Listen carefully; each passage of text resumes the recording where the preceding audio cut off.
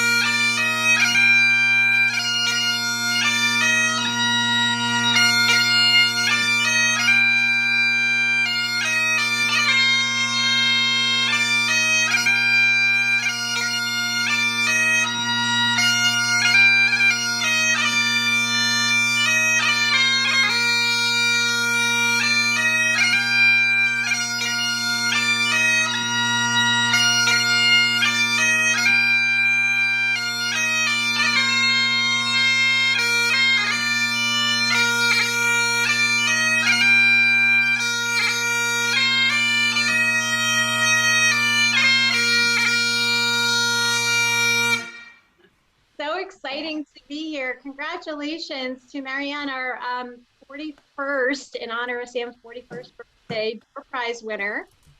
We are pleased to share with you that you have won a gorgeous gift from Florence Schatz, who made a beautiful tray with a crocheted unicorn. So congratulations to you. We will be reaching out to you via DM so that we could ship our prize to you. Congratulations. Hi, Hello. Julie. Hi, Lisa. How are you? I'm doing well. It's so nice to see you. Thank you. It's nice to be here. I feel very pleased to be part of your special evening. So thank you for inviting me. Although it's, if I have a quick look at my phone, it's 10 to midnight here. So I'm, way past my bedtime. I would imagine. Thank you so much for doing this. I appreciate it. Oh, As it's you a know, pleasure.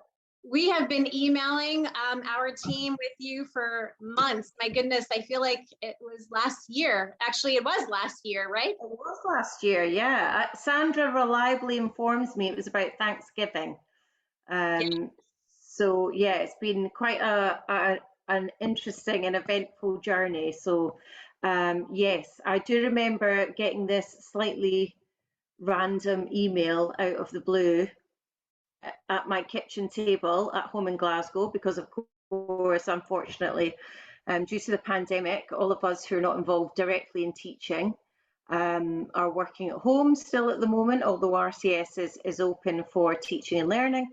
From this woman who said she wanted to do something, and then quite honestly, by total coincidence, I think Nikki, who's here somewhere as well, Nikki. So Sandra was in California, Nikki, I think, was in New York. Yes. And both of you said quite independently, we want to do something for Sam. So, who was I to say anything but yes, please, that would be amazing. And I'm here to help you do amazing things. So it's been my complete pleasure. Oh, well, thank you. You've been wonderful to work with, as have everyone at RCS. And it's amazing to all of us that what started as an idea has turned into this event. We are incredibly overwhelmed with all of the accomplishments. Emily, will you go get her headphones out of the car? They're in my bag in the car. I need you to run. We are proud to share our accomplishments this evening. We have several thousands of dollars that we can donate in scholarships. Yeah. And I'm looking forward to hearing a little bit more about, when that will happen and students attend RCS. Absolutely. Well, the first thing I think I'd say is please put yourself on mute because there's a lot of noise in the background, and I think it's quite hard for us all to hear each other as much as I know we all want to kind of connect and everything. And I'm kind of a little bit hard of hearing, so when there's a lot of things going on in the background, I can't concentrate. So yeah, if everyone can put themselves on mute.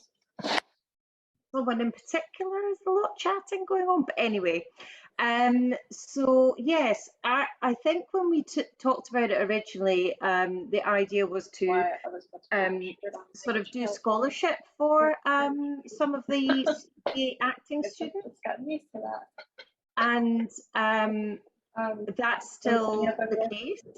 But yes, when we talked about it originally, it was all about scholarship, and it still is. So it's incredibly sort of valuable for our students. I mean, I know from speaking to Sam himself, he like lots of acting students and performing arts students, was living hand to mouth. It's a pretty precarious life, both when you're studying and then when you come out of studies and you're going for auditions and you're trying to get work, and it's a really sort of difficult sort of environment to make. Yeah, it really is, and unfortunately it's not always talent that wins out. A lot of the time it's luck, and sometimes I guess it's connections. So what really inspired me with talking to you guys in the Supernova Legacy Committee and the donors is that you just really wanted to help. And it's incredible for me as someone who's sitting in my flat in Glasgow You know, that all you incredible, you know, ladies and gentlemen, both from the US and around the world, are sort of so passionate about our little conservatoire in rainy Glasgow and wanted to help because of the wonderful Sam. Incredible the amount that everyone has raised means that we can give out this year scholarships to four acting Actually, add more. Yes. As of tonight. As of tonight, 4 acting students, which is actually incredible.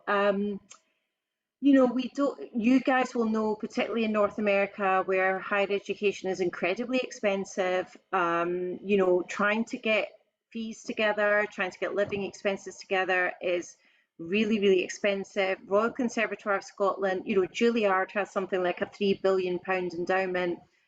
We don't have a £3 billion endowment. So myself and my team are always trying really hard to make sure that finance is no barrier to ability.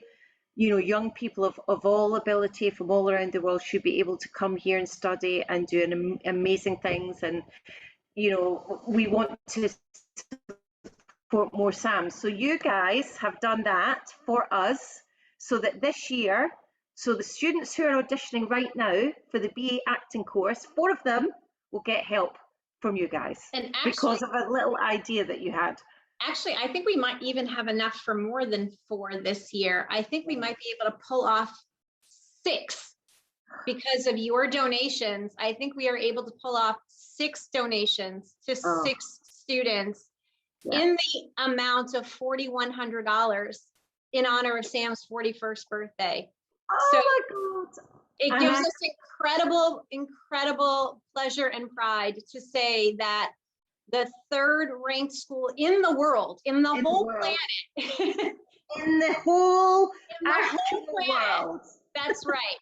And at the school that our beloved Sam graduated from back in 2003, these students will benefit from a $4,100 Supernova Legacy Scholarship.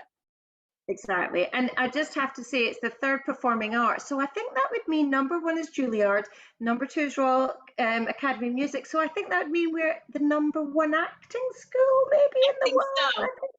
I think that's maybe what that means. So yeah, that is absolutely incredible. And having talked to my colleagues who are in the BA acting program, you know, it means a huge amount to our students, a huge amount.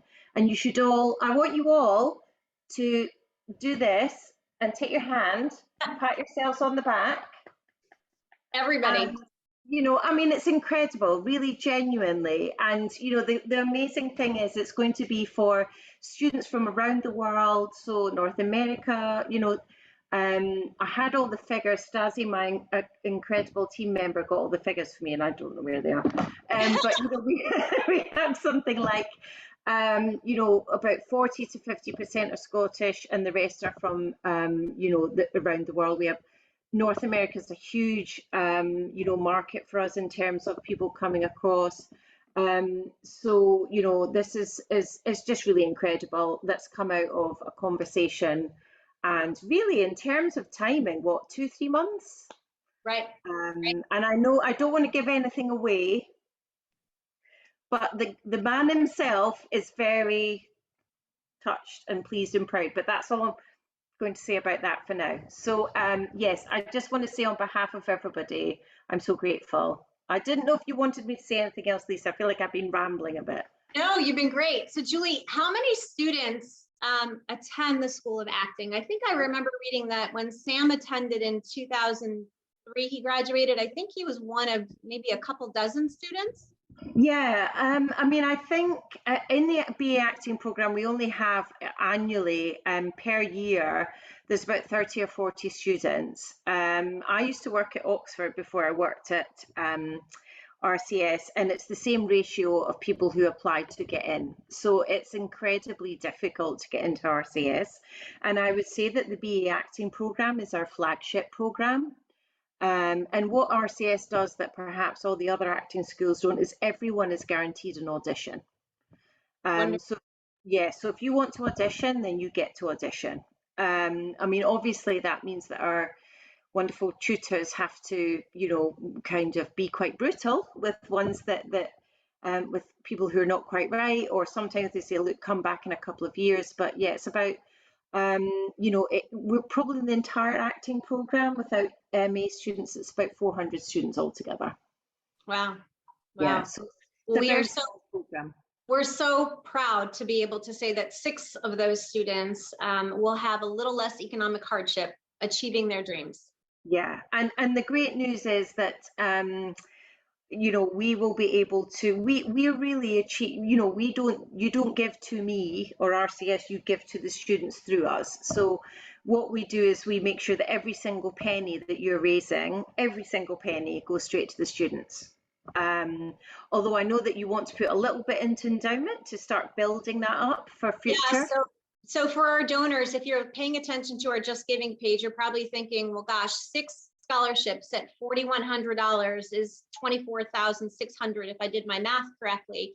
And we have more than that in our Just Giving page. And our donors also know that we sold merchandise, all not-for-profit, because we are a non-for-profit organization. So the profits are going to the scholarship fund as well. So what our plan is for this year is to award 6 scholarships at $4,100 for students in the incoming class, right, starting in this fall. Yeah. And then the rest of it will go into endowment for perpetuity at RCS. Is that right? Yeah, that's exactly right. Yes, that's right. God, get you.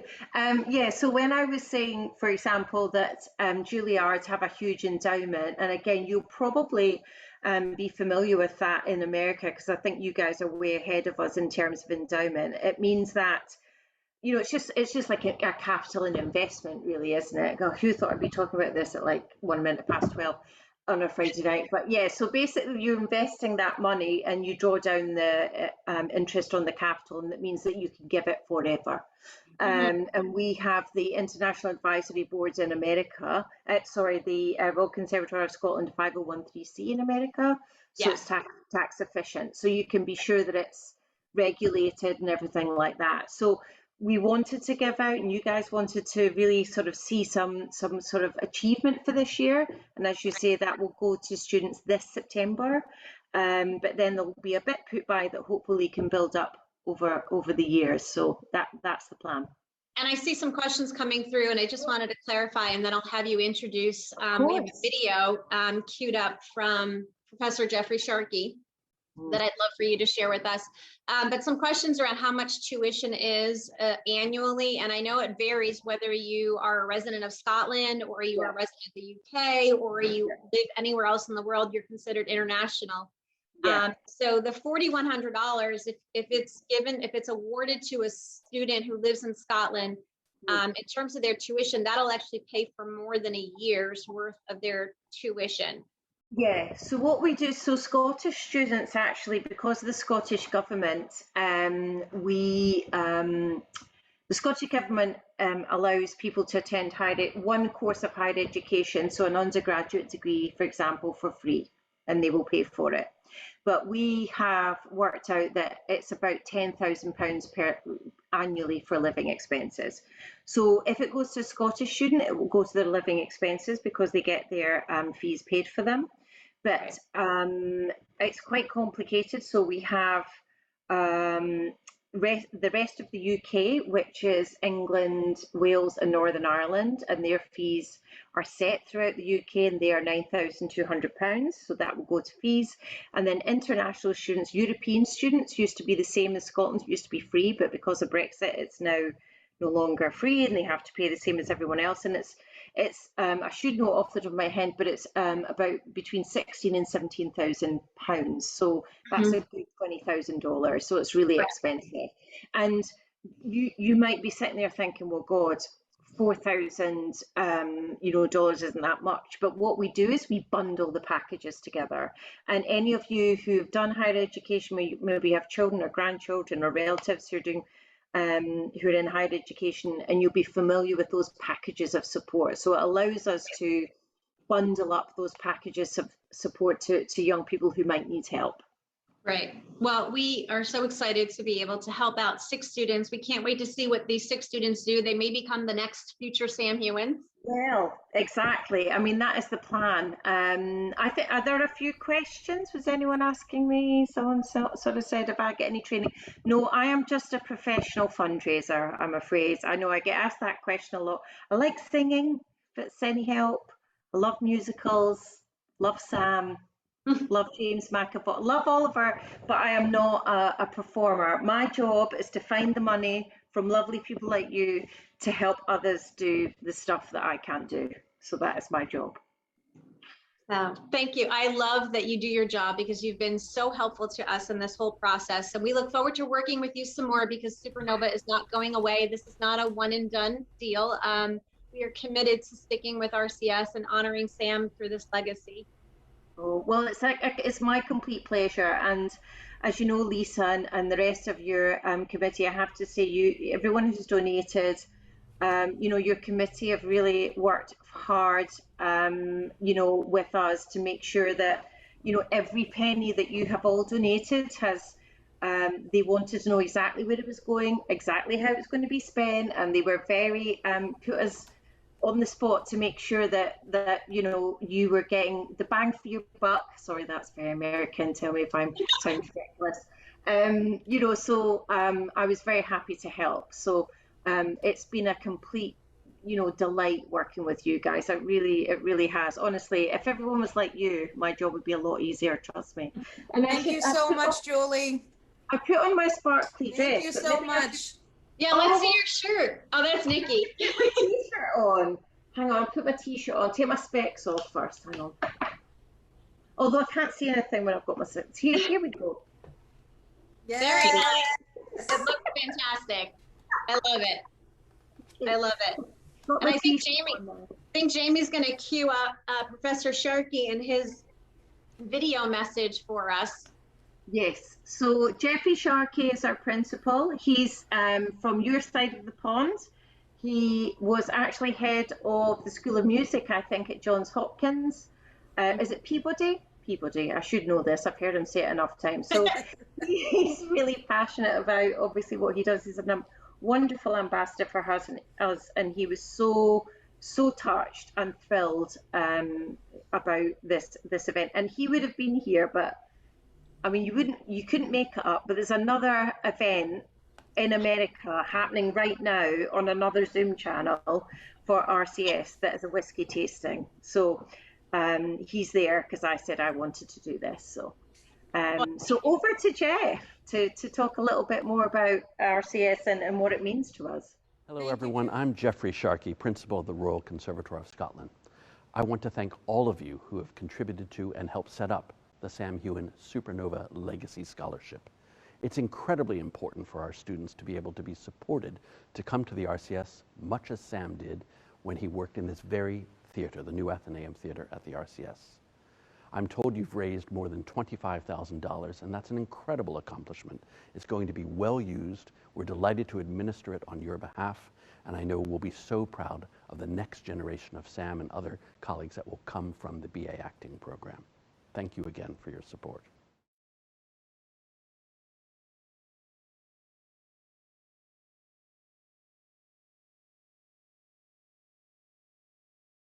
I'd like to introduce Jackie now. Jackie, good evening. How are you doing? I'm good, thank you. And you? I'm feeling great, thank you. I'm feeling great. We have got some fantastic entertainment coming up from you in just a wee second. I was wondering if you could tee it up, please, Jackie. Sure. So my name is Jackie. I'm 26 years old, and I love to sing. I love Sam. That's why I'm here.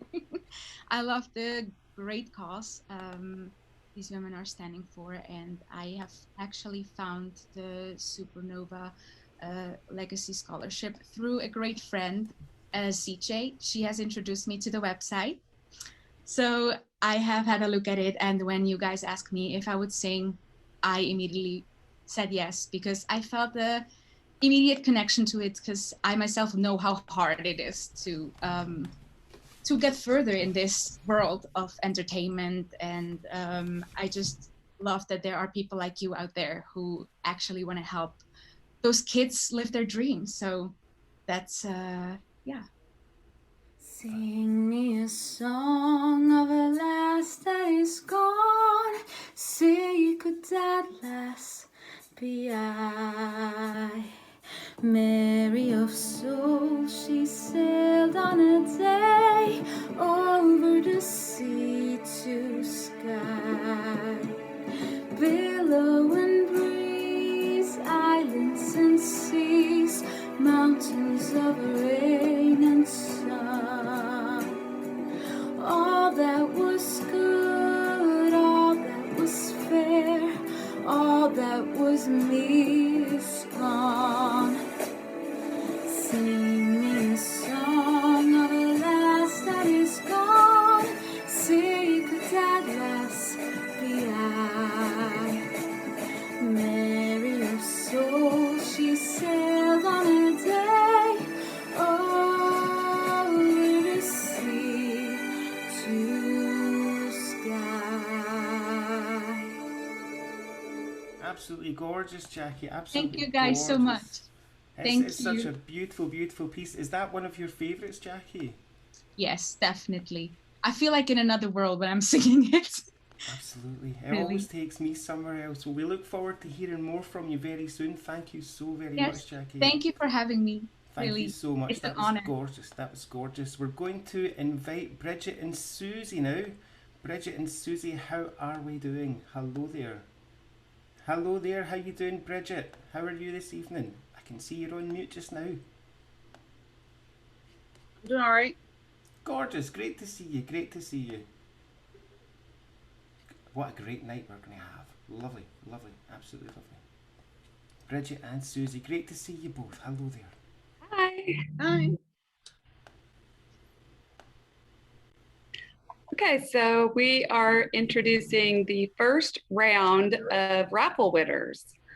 And they are in no particular order, and I'm apologizing in advance if I completely massacre your name. We. So, yes, we. So the first winner is Ansha Klein, Aubrey Gordon, Beverly Price, Catherine Diner, Chantel Eichenberger, Christine Stockman, Cynthia Yotam, Danielle Gosen, Dorothy Hoban, Elaine Wilkie, Liz Binney, Eva Pasco, and Faith Shimon. Those are the first batch of raffle winners. congratulations. Congrats! Okay, so I am extremely excited to announce our next guest, who comes to us from the show that put Scotland on the map. You know him as Ronnie Sinclair on Outlander, and soon you'll know him from the film The Killing Escobar.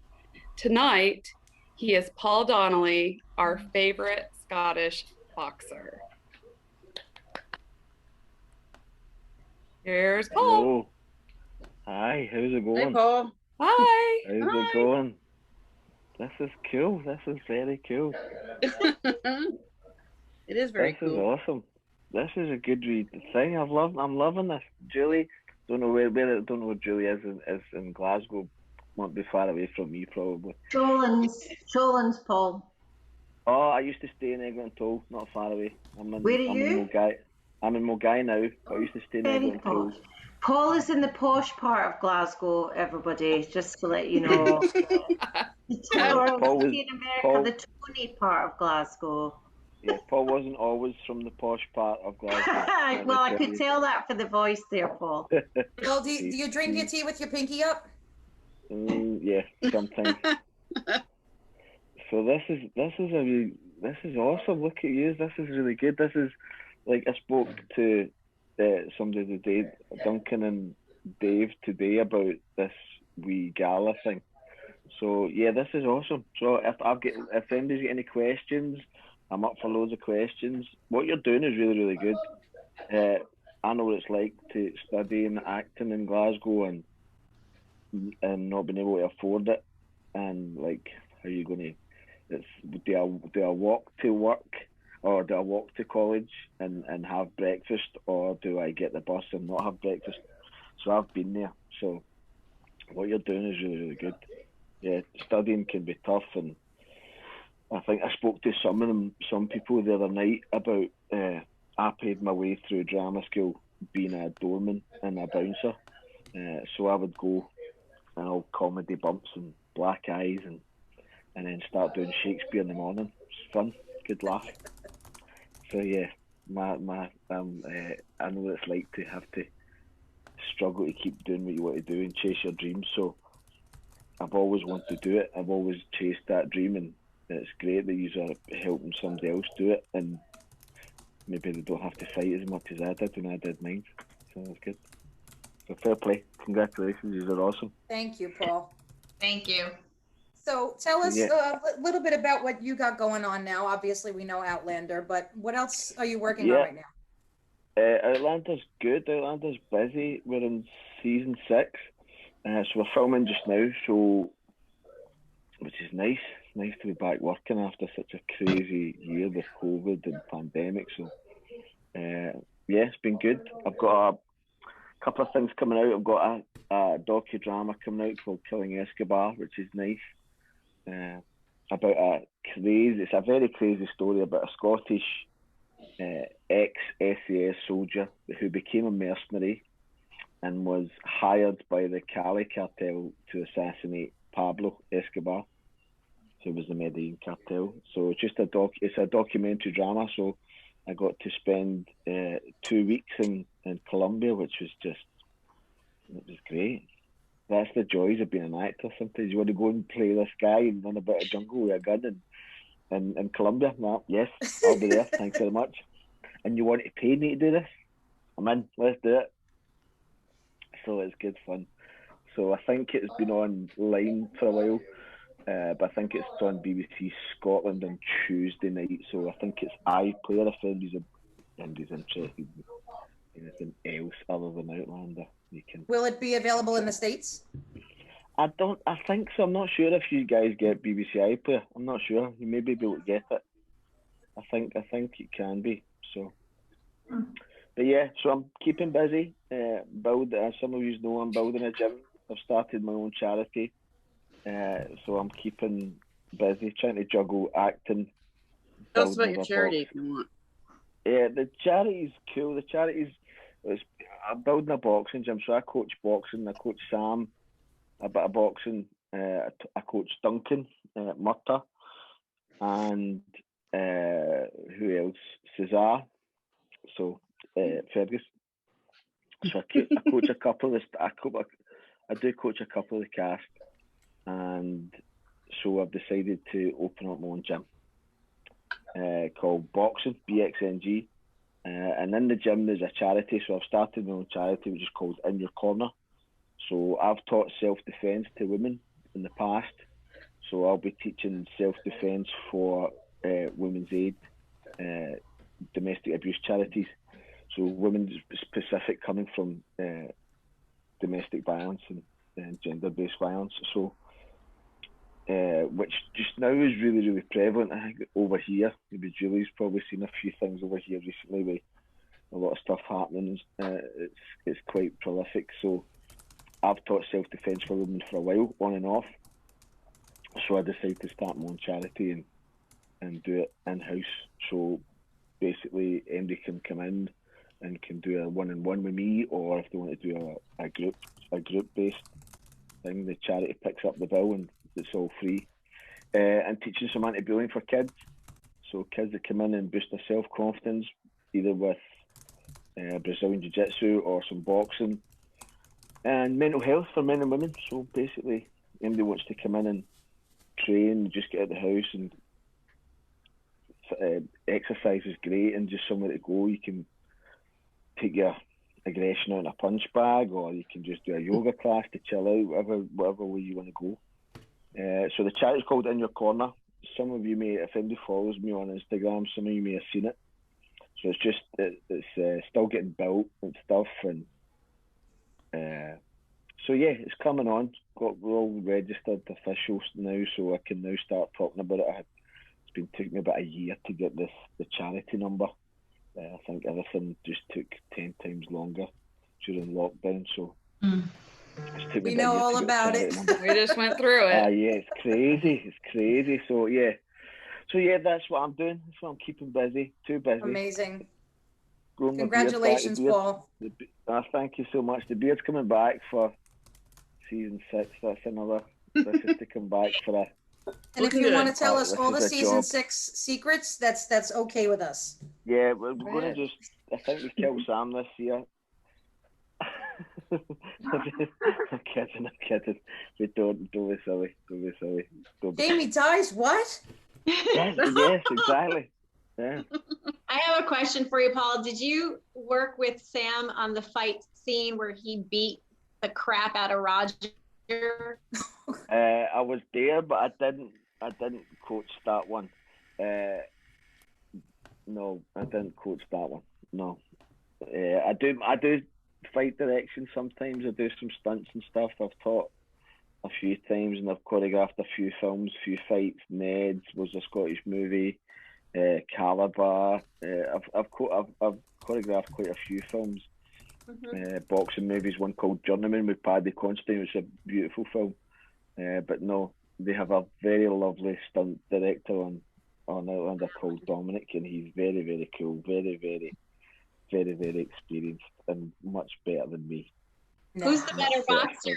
Who's the better boxer, you or Sam? Or Duncan? All day. No, Duncan's coming on. Duncan's good. Duncan's learning, but yeah. There's a picture I put up today, but there's another picture I copied a few years ago about me and Sam's obviously a good bit taller than me. And then I put a picture of Rocky and Ivan Drago next to each other, so as if we looked alike. But yeah, Rocky won that one.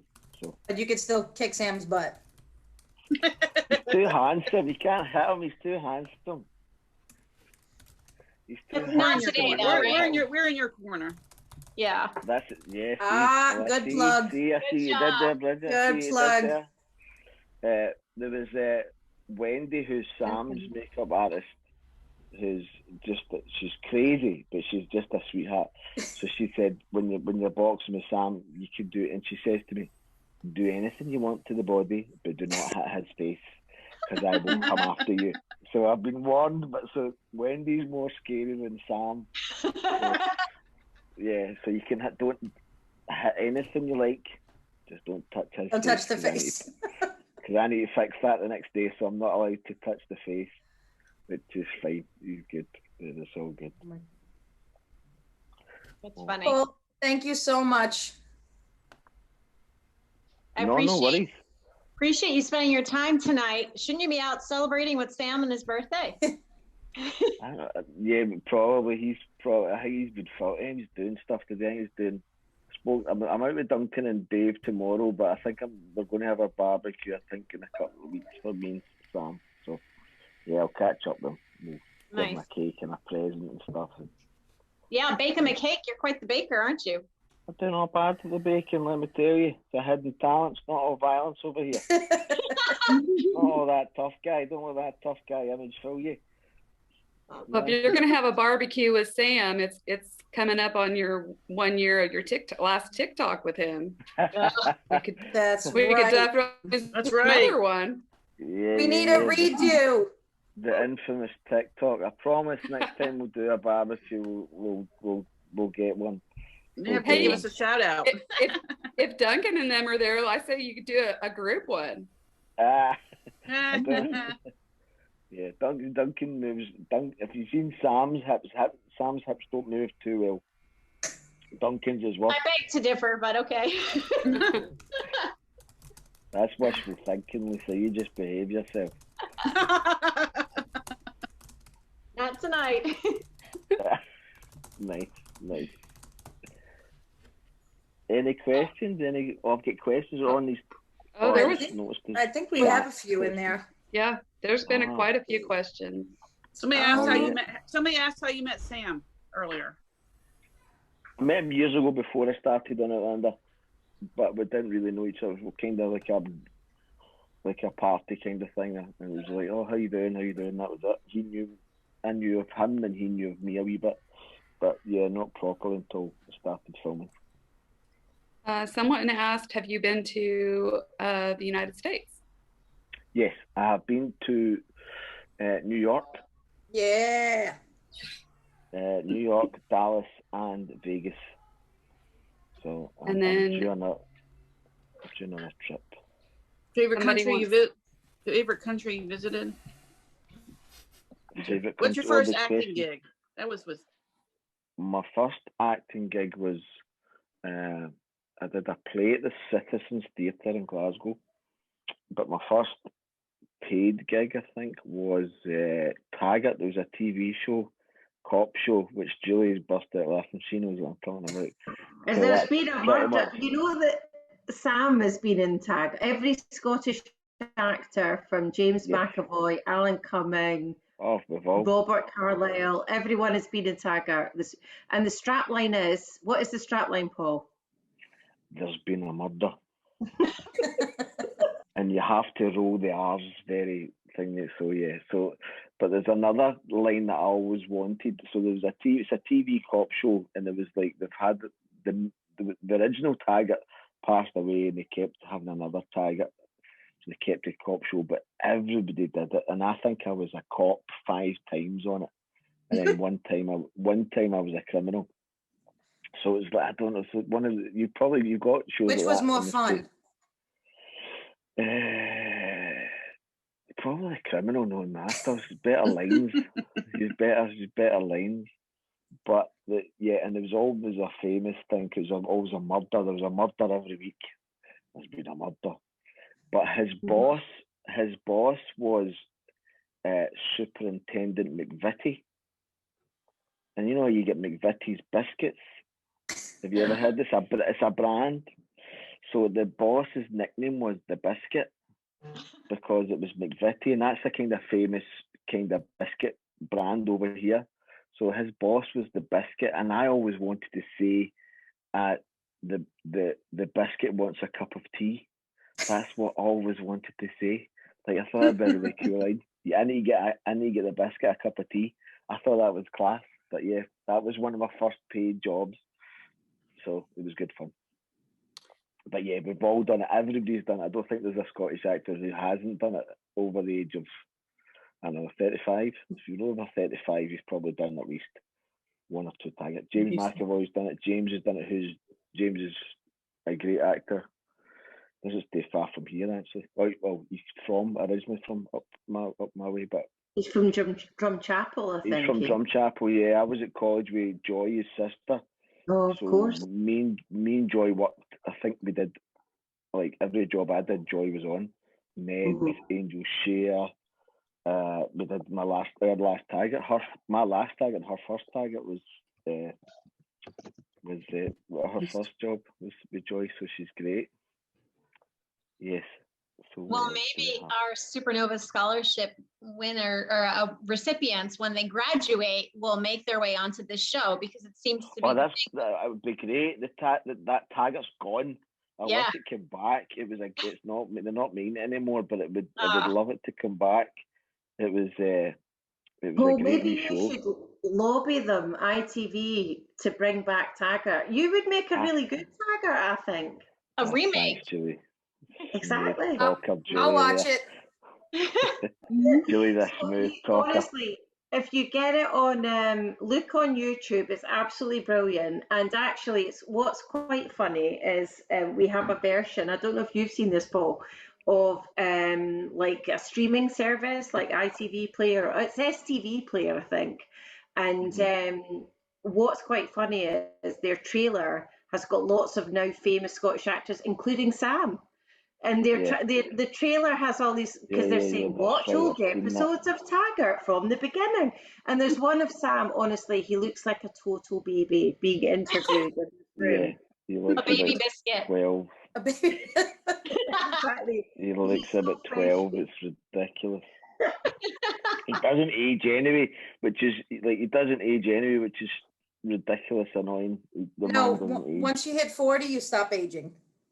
I like your style, Nikki. Keep going with that. I'm up for that. Well, we appreciate you coming on tonight because it must be quite late there after midnight, no? Yeah, but it's grand. It's all good. It's no problem.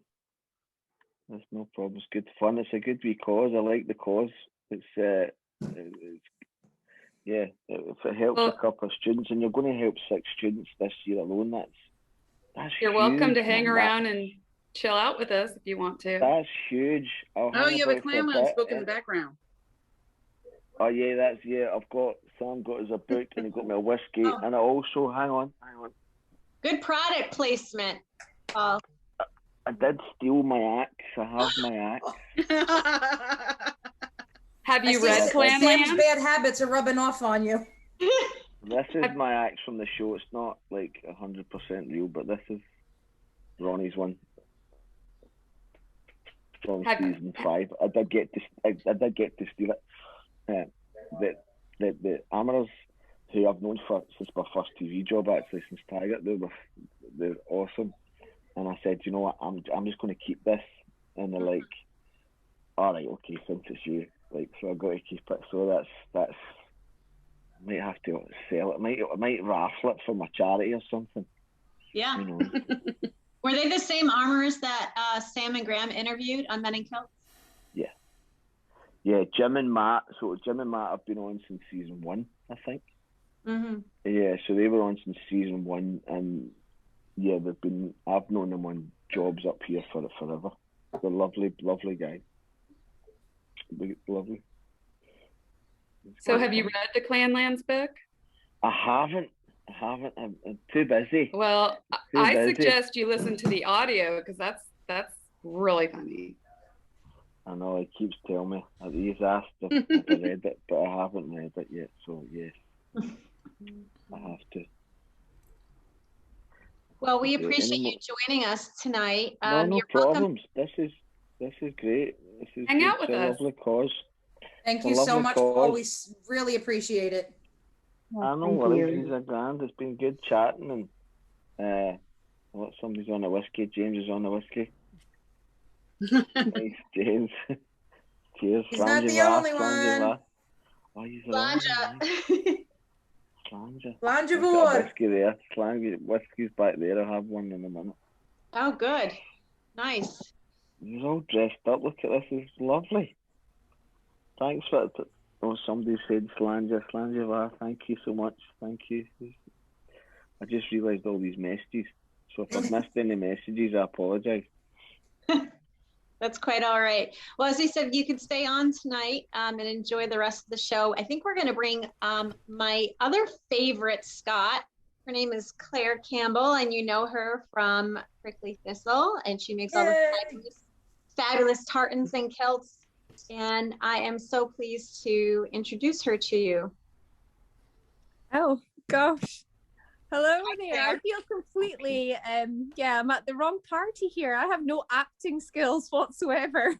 And I'm just thinking, listening to Julie and Paul there, I'm thinking, what am I going to say? But I mean, yeah, a bit like what Julie and Paul say, I think it's amazing what you guys have done, and I think it's just about giving people that chance, to follow their dreams, and just kind of take some of the speed bumps away completely so they can just go for it. I just think it's just so lovely what you've done. And obviously it's just all that whole pay it forward thing that, that Sam does, so well as acting. But yeah, inspiring people just to kind of, just think of others. So congratulations, everyone. Massive amount. And looking forward to see who comes through the ranks in the next years to come. So, and thank you for having me.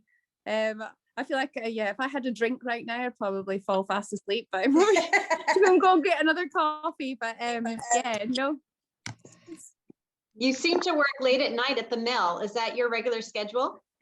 Yeah, it's a bit nuts. It's usually sort of 10, 11, 12. I've done a few all-nighters, but I'm getting on a bit. So staying all night's not really that good anymore.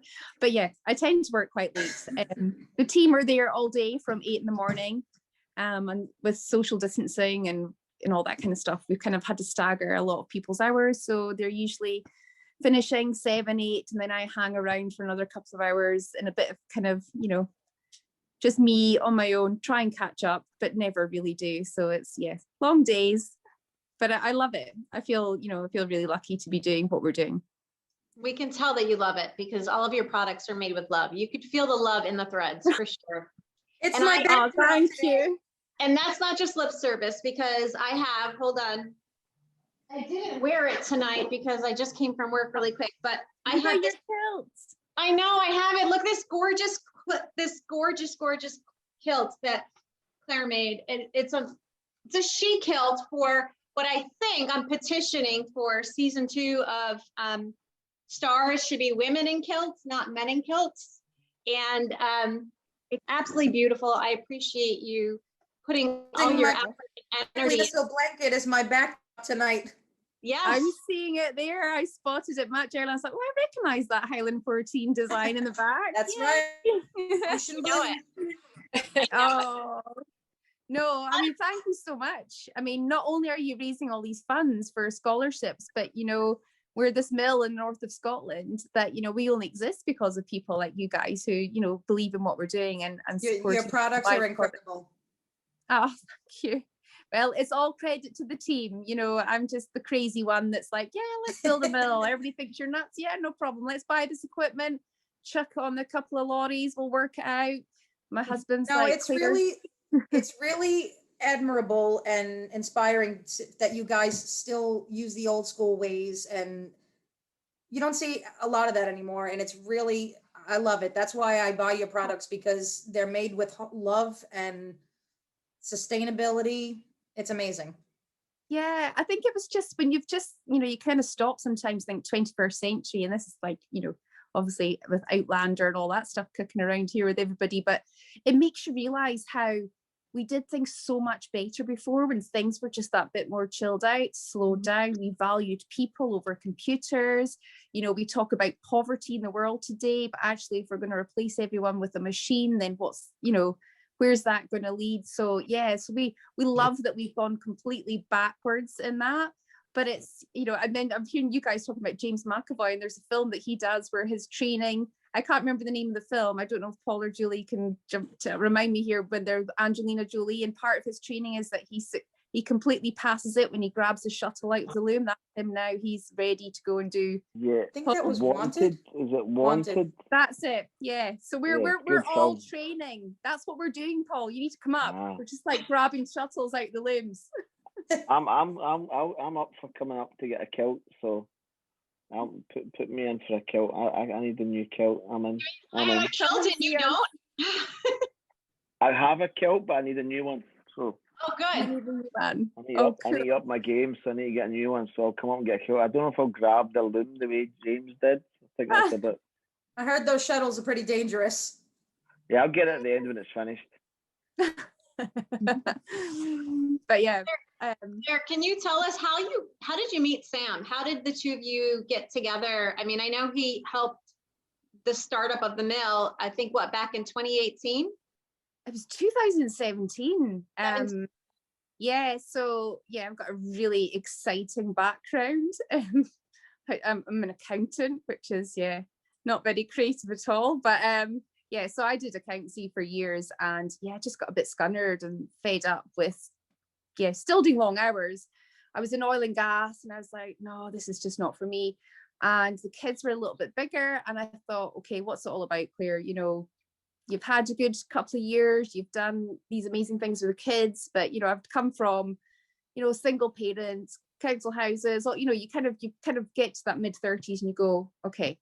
And so I thought, right, I like tartan, the design, legacy was an important thing, just with stuff that happened in my life personally. And I thought, okay, just going to explore this. Maybe as an accountant, I could help do something. And then the more I looked into it, I thought, gosh, there's like literally hardly anybody left doing this in Scotland. This is nuts. And I didn't know, and I'm a Scot that's lived here all my life. And so yeah, where we're going there with that question, you were starting and Sam, yes. So basically, so that was that, and I thought, okay, so I'm sitting in a shed in my garden on my own, saying to my husband, just give me a year, I can make this work.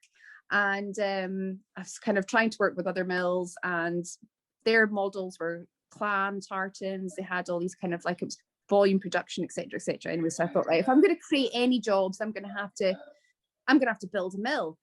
And then accounts, I'm like, there's not going to be a bank in this planet, there's not going to be anybody that's going to lend me any money to go and buy this 100-year-old equipment to go and do textiles in Scotland, when actually we've just seen 50 years of all of our mills shutting down. It's just not going to happen. So took to crowdfunding, and I thought, right, I'm going to take this story out there and say, right, come on, let's bring back tartan weaving to the Highlands of Scotland. It's its ancestral home. And so yeah, crowdfunding, and yeah, it was just one Sunday, I think. And I was just kind of getting familiar with Twitter and all these types of things. And there was just like, I think it was a tweet. I think it was when it was in the print shop or something. And there's all these big papers. And I was like, oh, just cheeky comment, like, oh, that I see that's the plans to build a mill. And that was what our campaign was called, Build a Mill. And he replied. So I was like, oh my God, this is amazing. This is so cool. So I just sent a message privately and just, said, thank you very much, blah, blah, blah, blah. And this is what we're doing. And then, yeah, he just said, you know what, give me a shout when you're doing it and I'll share it. And I'm like, are you sure? Is that, that would be absolutely amazing. So yeah, and that was it really. And it was just through social media. And then, yeah, he started sharing the campaign, and yeah, our first campaign failed. I was like, oh, it's December 2017. I was like, oh no, I have to go back and do tax returns and audits, and oh no, I can't do this. And it was like 1 week into January, and I spoke to my pal. We went for a walk along the beach on New Year's Day, and I was like just telling her all what we'd done. I was like, oh, I'm so gutted, but we did this and we did that. And yeah, I decided when I got home that night I was going to go back again. So we did plan B. And then I reached back out to Sam, totally like pain in the arse that I am now to him, and just said, right, we're going to go back. Would you mind, because I know, what, all of these people, you must get like hounded constantly. And it's like, for me, it's huge respect to share a bit of light onto other causes and other people and what have you. So yeah, but I did go back because I'm a bit brass neck that way. And yeah, so he shared it again. And yeah, so that was about February 18, March 18. We opened up our mill. I went down to the borders and bought the looms and put them on 2 lorries, low loader lorries, and got them to come up north. And then I'm trying to think when it was that he reached out and said, would I do a design for him? Which was like amazing, considering that he was really kind and really telling people what we're trying to do, create these jobs, bring back weaving to the Highlands, etc., etc. And then he wanted me to create design with him. So there's a really funny story behind that, but I'm not going to say any more probably just now. But yeah, it's but anyway, I spoke to him, and Alex, his business partner, was there. And he's like, we want you to do this tartan, we want to call it Sassenach. And I was like, right, oh my God, this is amazing. Yeah, so we had to fight the Scottish Register of Tartans to get the name registered. They were a bit, I can imagine. They came back saying, you cannot call a tartan Sassenach. This is a derogatory term for the English. So I'm kind of like, don't worry, guys. Sam's like, well, I write to them. Well, we get this. I said, look, it's cool. So back to them and kind of listing for the last 100 years all the words that have changed meaning. So like trawl, the word today, trawl is obviously not what it was 50 years ago. So I'm like researching all of these all these words that have changed. So in the end, yeah, they said, right, okay, you can call it Sassenach. So, but yeah, that was kept quiet for about a year. It was just, yeah, it was bizarre. We had people come up, and yeah, it was bizarre that it was just so quiet for so long. But yeah, no, it's been amazing. He's a really, I don't know him that well at all. I've met him a few times, been in touch, emails and what have you. But I mean, it just comes across as just a really genuine, down to earth guy who just, if he can help, he'll help. And yeah, so no, it's amazing what you're doing in his name. So yeah. Thank you. Thanks. It's a tribute to the power of people coming together and positivity and perseverance, right? Because you didn't quit when you had failed your first attempt, and here you are now. And how incredible. Yeah, I mean, no, I was just speaking to some folk last night, and my mum comes out quite a lot at the weekends and still helps me.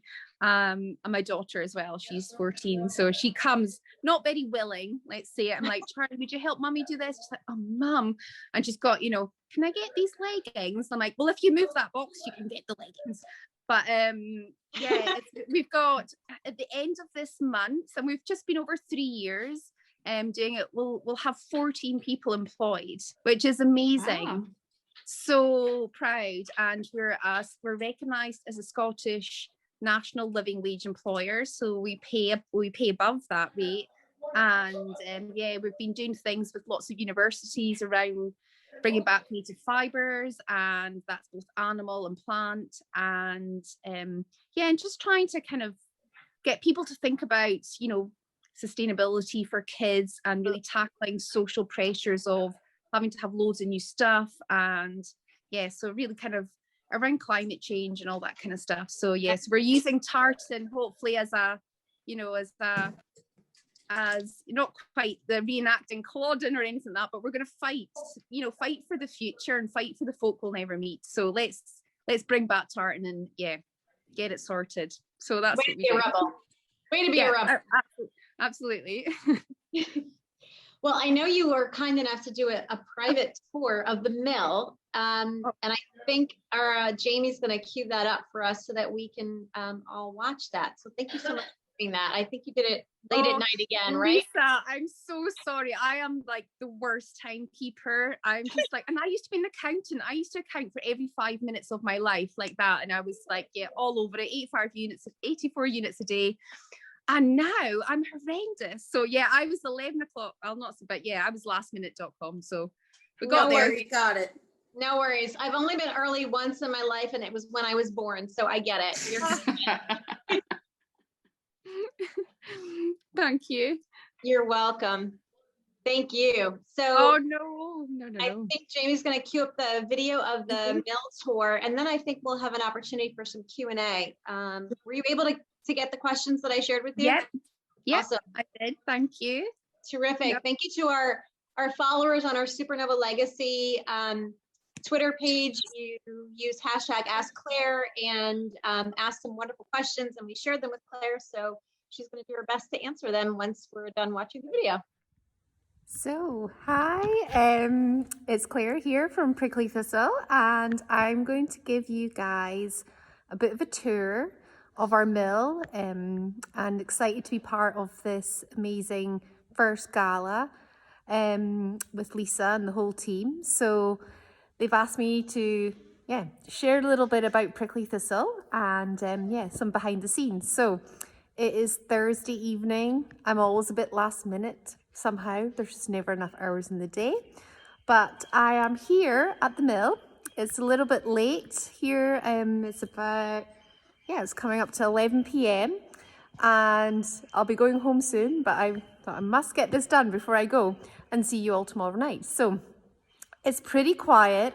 It's not normally like this here. When the whole team are here, there's lots of noise with our looms going, but yes, I'm just going to kind of give you a whole turn of our space where you can see all of our equipment, yarns, our packaging that's recyclable, and our lovely old bits for our looms that are actually a lot older than me. So the tour, so what do we do here? Well, we create some beautiful tartans, although that's just one half of the job. But we start with sourcing our yarns through Scottish suppliers, and that's spinners and dyers in Scotland. And behind the scenes also on that, we're working on and campaigning to see a lot more native fibres from Scotland, and that's both animal and plant being used in Scottish textiles. So we started our mill just over 3 years ago, and already we're planning how do we top and tail that with being as sustainable as possible and as circular as possible, so that we can create the ultimate authentic Highland tartan like they used to hundreds of years ago here. So we started with the mill. So we buy our yarns in, in the relevant colours and the different qualities depending on what we're going to be making for our own collections, but also what we'll be doing for clients who are really kind to reach out to us and want to work with us.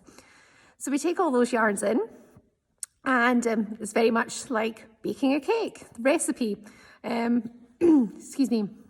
However many colours, however many threads in a very particular order, we have to prepare them. So we get these big cones initially to start with, but sometimes we need to break them down into something smaller because a tartan set, and to explain what a tartan set is, it's literally like the kind of copy and paste piece. So a tartan set generally runs from the middle of one part of the design to the middle of another part, and then if you flip that, it's just like a copy of itself. So that's our set. So we look at what's involved in the set, and we have to work out how many sections we have in the warp. So this is, as I say here, we've got up to probably about 20 sections in that one.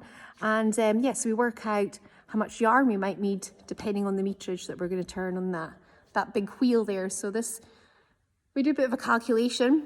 We split those big cones that you saw there down into generally smaller cones, but we've got to make sure we've got enough threads. So on this particular one here, it's one of our Highland 14 designs, and I'm just checking the card. So it's our Rebel Generation.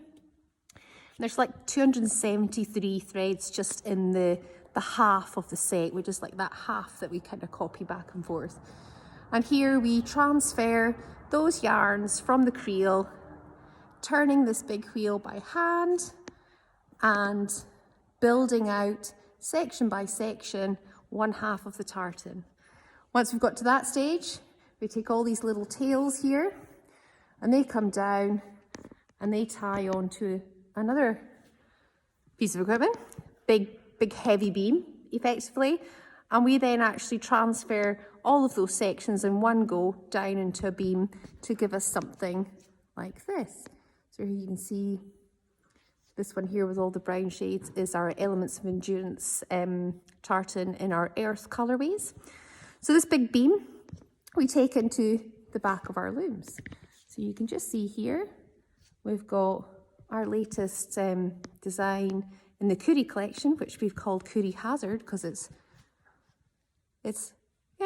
not dangerous, like, you know, our tape tries to kind of warn us in terms of where we're walking and going around the mill, but the hazard piece is that, you know, beware, lots of hugs are coming with that. So we take that big beam, we put it into the back of our looms, and I'm now standing on the infamous walkway, if you like, that if I just go here, you'll see. So yes, we've got all of our looms here, and I'm just on this wooden catwalk for weavers, for our weaver stand when we're operating the looms. But so these beams are put in the back. Another whole raft of calculations to work, you know, based on how many threads are in the warp and what we're going to tie it into the back of. That's what we call it. So we have another kind of recipe tool kit up to our hand, which is basically, we've got a different combination of what we call shafts, these big things here, that hold every single thread in a separate shaft in a very specific order. And I'm just seeing if you can see down here, we've just got a little bit, you can see one thread coming in here. So the shafts actually are mixing method, I suppose, in terms of how we want those threads in the warp to rise and fall as our looms send at 100 miles an hour the shuttles back and forth. I'll just show you over here. Send the shuttles back and forth to create what we call the weft. And you'll just see in here, we have a shuttle sitting in here, this yellow one, and this loom is basically, making a lot of noise and a lot of things are moving at the same time, but this is kind of mixing the warp and the weft together. Now the instruction is not done by computer, which is amazing for the 21st century and so refreshing. We love it, no computers out here. And we have to build a good old-fashioned chain of instruction.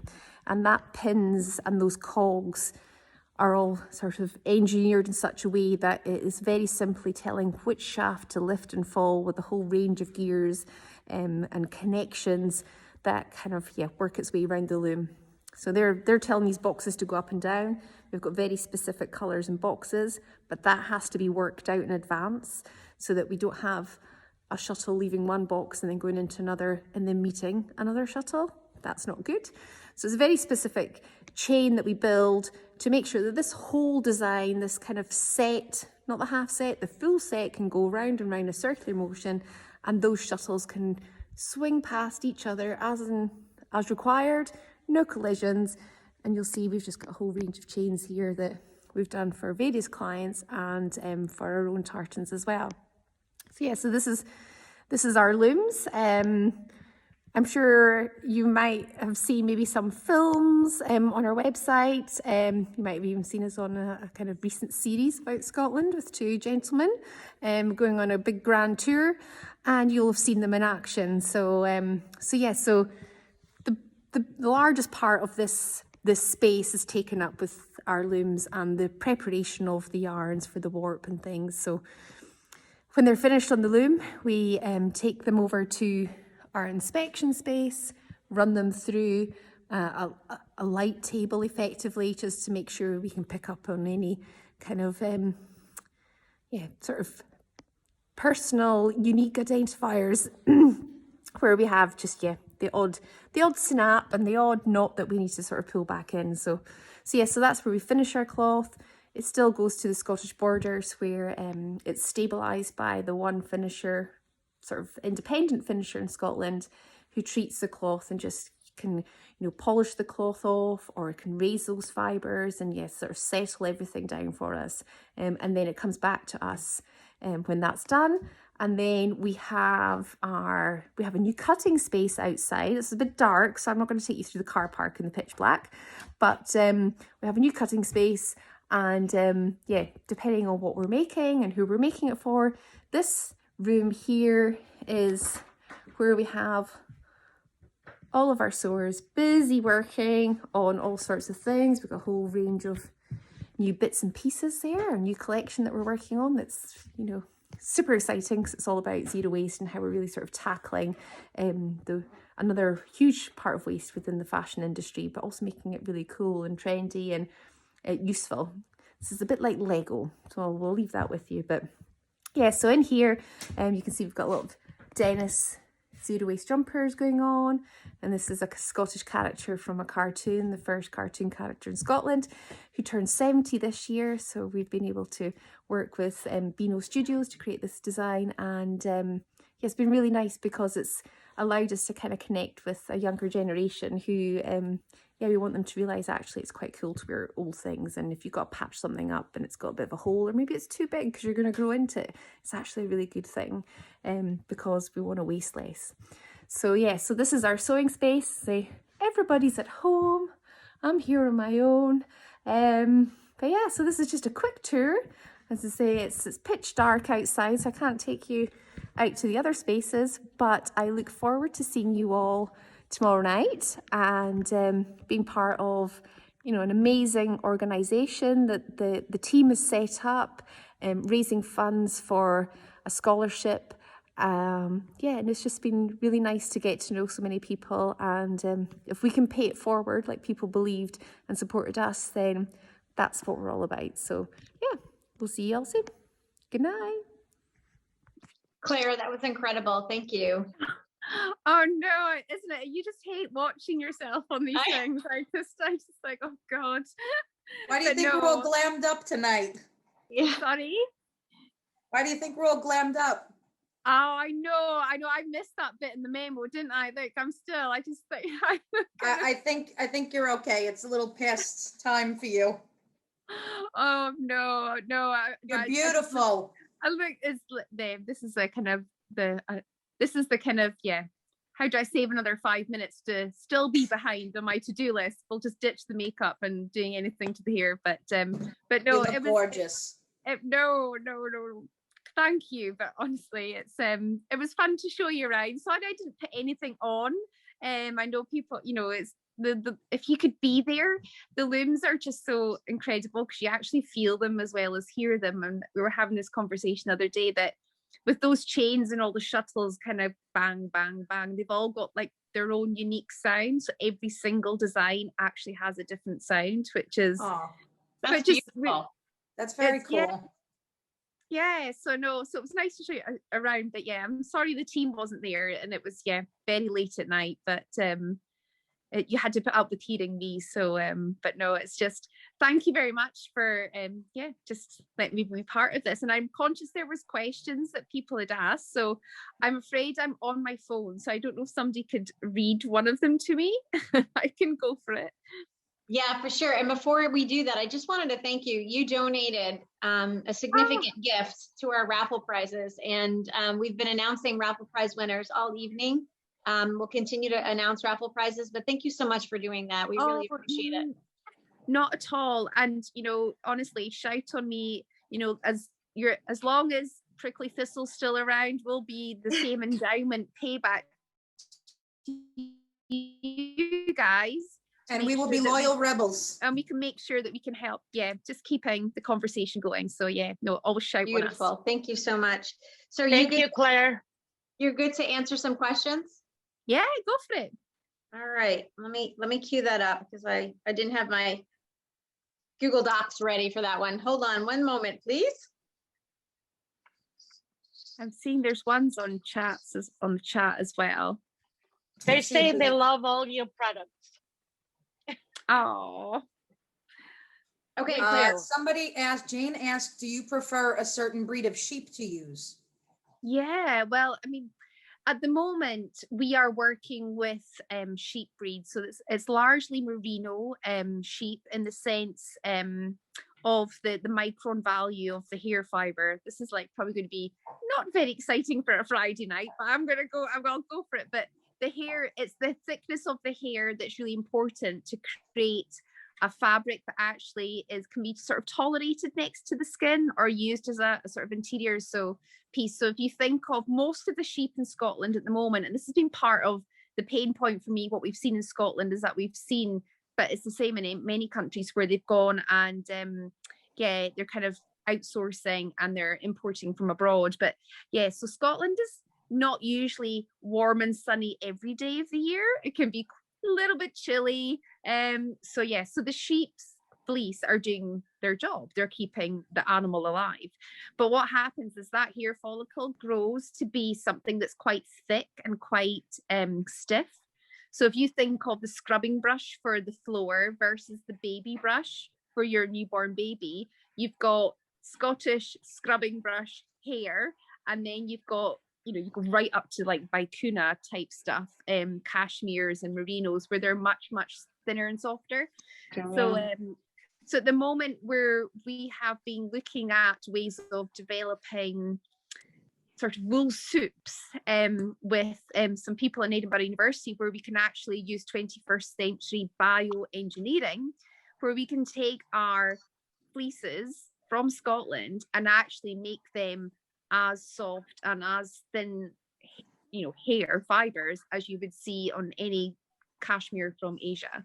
Oh. So that's super exciting. So because what it means is that we can then work much closer with the agricultural community, because in Scotland, unfortunately, most of the fleeces, we have a great knitting side, but most fleeces are exported for the carpet market.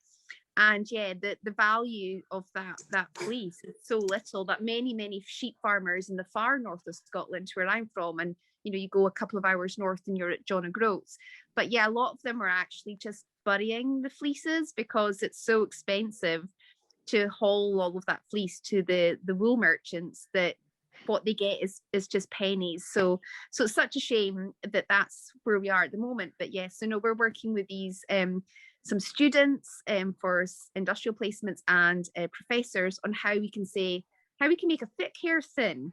And we've got some experiments with enzymes that are environmentally friendly, so that we can start actually using everything from Scotland, plant and animal fibers. So at the moment, nice. it's the compromise and making sure you can make something that could be usable.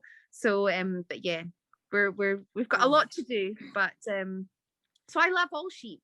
once I know how to make them all thick and thin, or maybe want some rougher stuff for other purposes. But yeah, I love all sheep. Oh, That's amazing.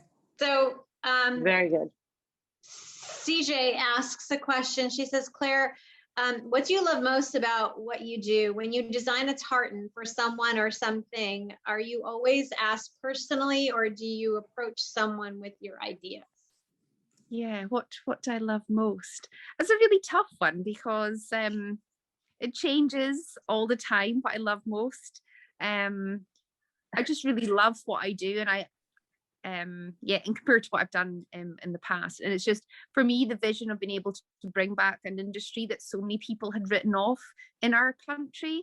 I feel super proud to say, actually, and this really comes from the fact that I have witnessed firsthand so much love and appreciation from overseas, from people like you in North America, that I just think, oh my God, I want to grab every Scot that doesn't get it and say, look what we have here. So for me, there is definitely that stubborn bit where where everybody's like, why would you bother? We're going to have, we're going to be the next Silicon Valley in Scotland. I'm like, no, this is our identity, this is our culture, this is our heritage, but it's our future. So I love that bit, keeps me going. That's the rebel in me, where I'm like, somebody needs to be proven. I'm going to keep going, and I'm going to get things wrong.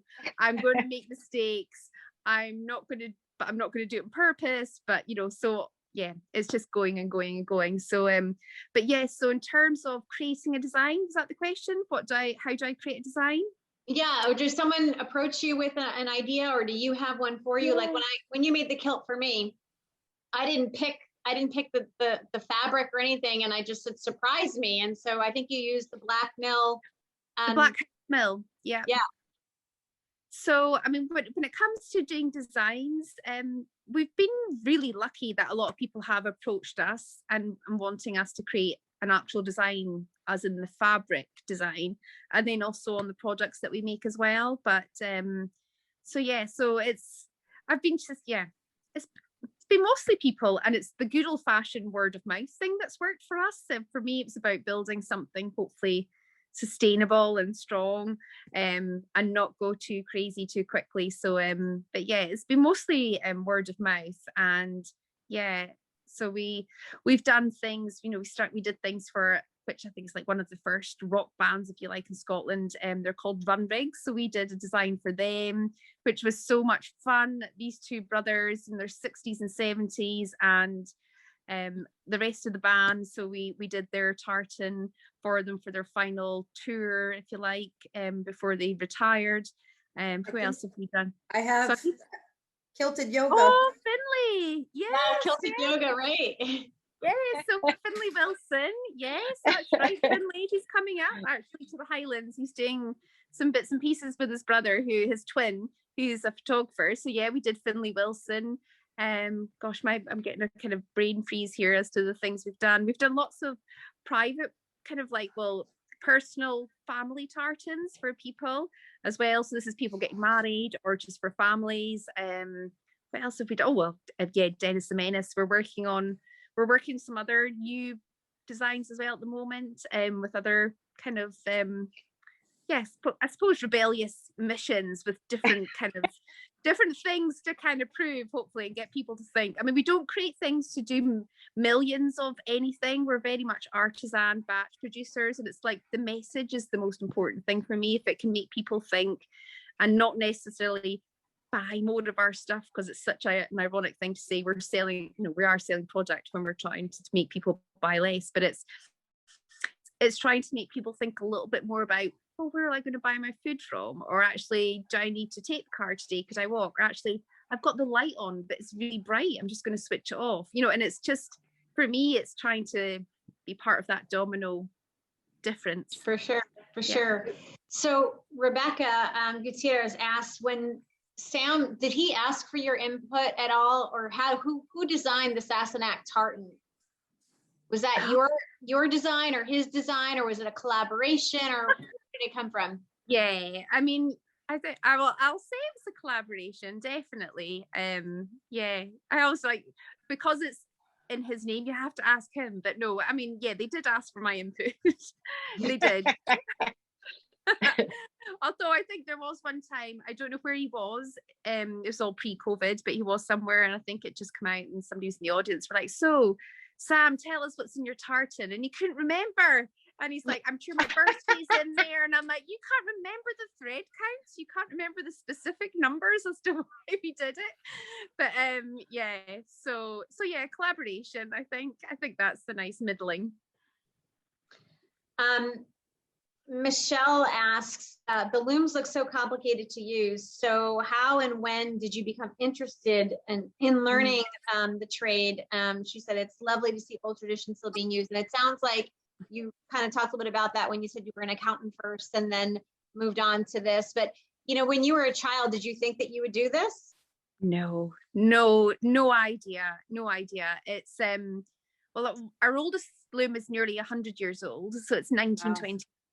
So it's nearly 100 years old, and there's one or two other mills left in Scotland who still use this equipment, but most of the operators are definitely way past retirement. So there is no YouTube video on this stuff. It was an absolute leap of faith that we managed to find this gentleman who is now 75, Martin is. So he's from Belfast. He stayed in the area, and I found him through my husband's work, through a joiner who knew a guy at a garage, who then went to his house, you know, and all this kind of, you know, that's what we do, and knocked on his door, and he turned up at the building where I had all these looms. He's like, oh my God, I know, I didn't think he'd ever see these things again. So he's still with us. But yeah, so we've literally just, he's been like Yoda, you know, starters. He is like the master. We're like, Martin, he's like, in his lovely Irish accent, you know, and he's got the charm. He's 75, but he's got the charm. He dances with everybody and all sorts of stuff around the mill.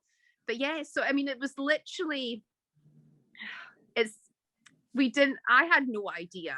I didn't even know how to switch them on. Just be told. I just thought we'll find somebody, and we just made loads of mistakes. But then it's what I think's been really exciting, because it's creative, is that because we're not trained, not knowing what to do is good, because actually you've got nothing, you know, this is how we've always done it, this is how we did it here, this is how we did it there. We're kind of like, can we put that in there? And Martin would go, yeah, can we do it this way? Yeah. And then we just, so I love that. Yeah. It gives you freedom to be creative and to explore and problem solve. I love that. Yeah. No, absolutely. As long as we know what the equipment's trying to do, then it's like, and what I say to people, it's like buying, if you've got a really old car, I don't know what the equivalent would be in the US, but like a really old Land Rover here, you know, that you can drive on the motorway, you can go off road, you can go up and it'll literally cover everything. But if you buy a fancy new, you know, low profile sports car, you know, great for going super fast, rubbish. So I kind of say that's the new looms. They're so finely tuned, they only go in one way, whereas you get our lovely old 100, you literally can take them anywhere and they'll perform. So we've Built got to last. Yeah. So I'm reading off of Twitter handles. So Montclair Diva says, your products are absolutely gorgeous. Do you have plans to expand your line? I particularly love an infinity scarf and a backpack, just as an example.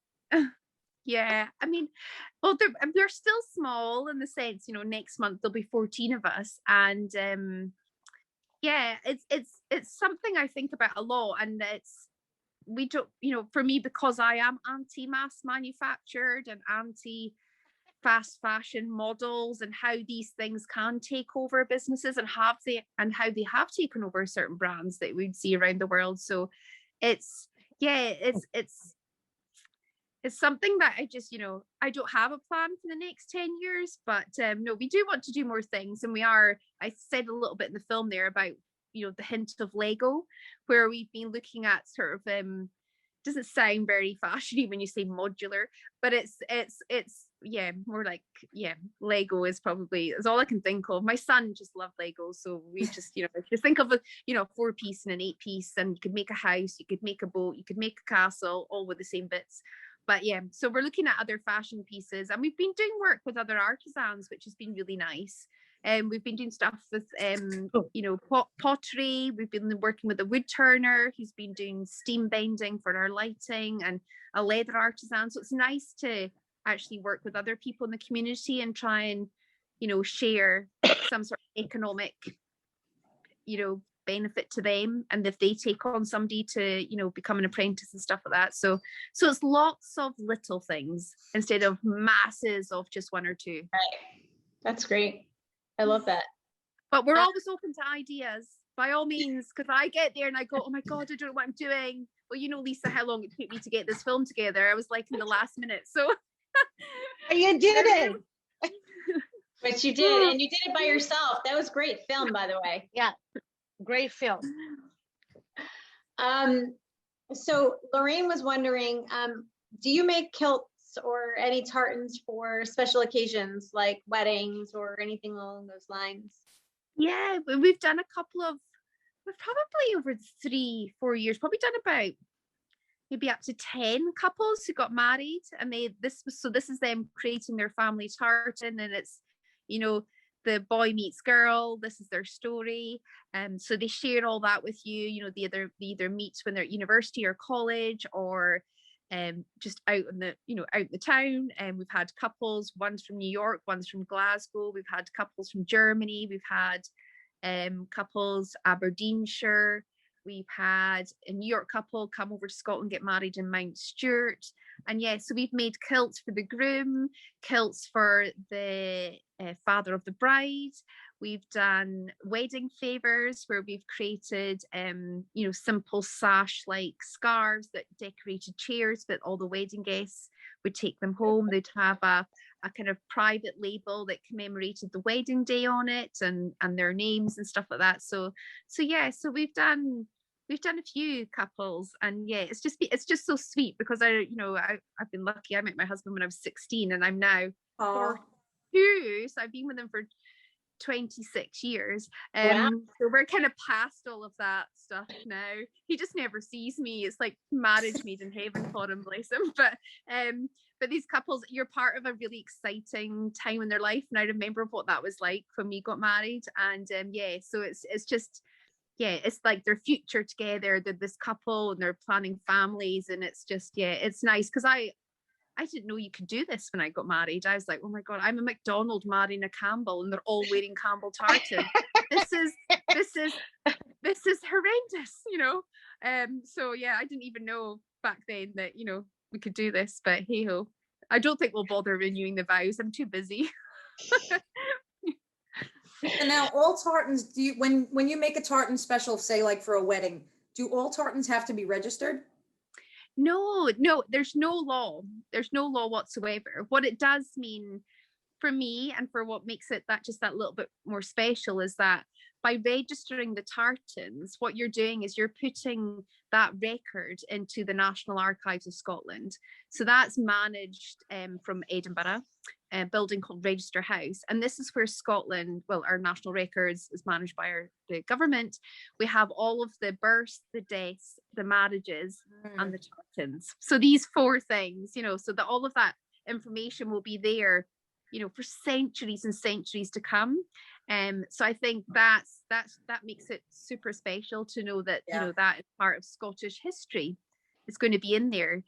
So yeah, so you don't have to, and there's lots and lots of tartan designs, if you like, out there, and none of them are registered, you know, and a lot of people do say, oh, I like this one, what is it? And you're like, oh my God, I have no idea. Never seen this before. So no, it's not a legal requirement or anything like that, but I just think it's a really nice thing to do when tartan itself is so symbolic of identity. To be part of a national records, I think is what makes that design an official tartan in some respects. Yeah. It creates a legacy for an identity. Absolutely. Yeah. A couple more questions. So Deborah asks, in the series, meaning Men in Kilts, where you were featured, and then also in Outlander, we saw the ladies that were working and they were using urine to set the dye.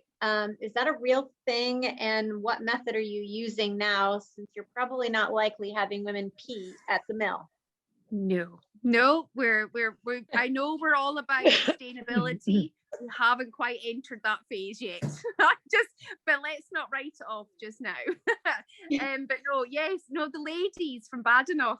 So they were in Outlander. They were in that scene with Catriona, and they're peeing in the pots. Right. So no, this was the same ladies who came to the mill that Sunday. They were so excited. It was unbelievable. It was so sweet. There was one lady who was just like a year or two younger than our oldest loom, and I was like, oh my God, this is nuts. She was feisty. She was. So anyway, so they're all there. They're all super excited. Sam Hewen, Graham McTavish, Gary Lewis was there. There's loads and loads of folk there, and they were just hanging around and having food, and the whole crew are there.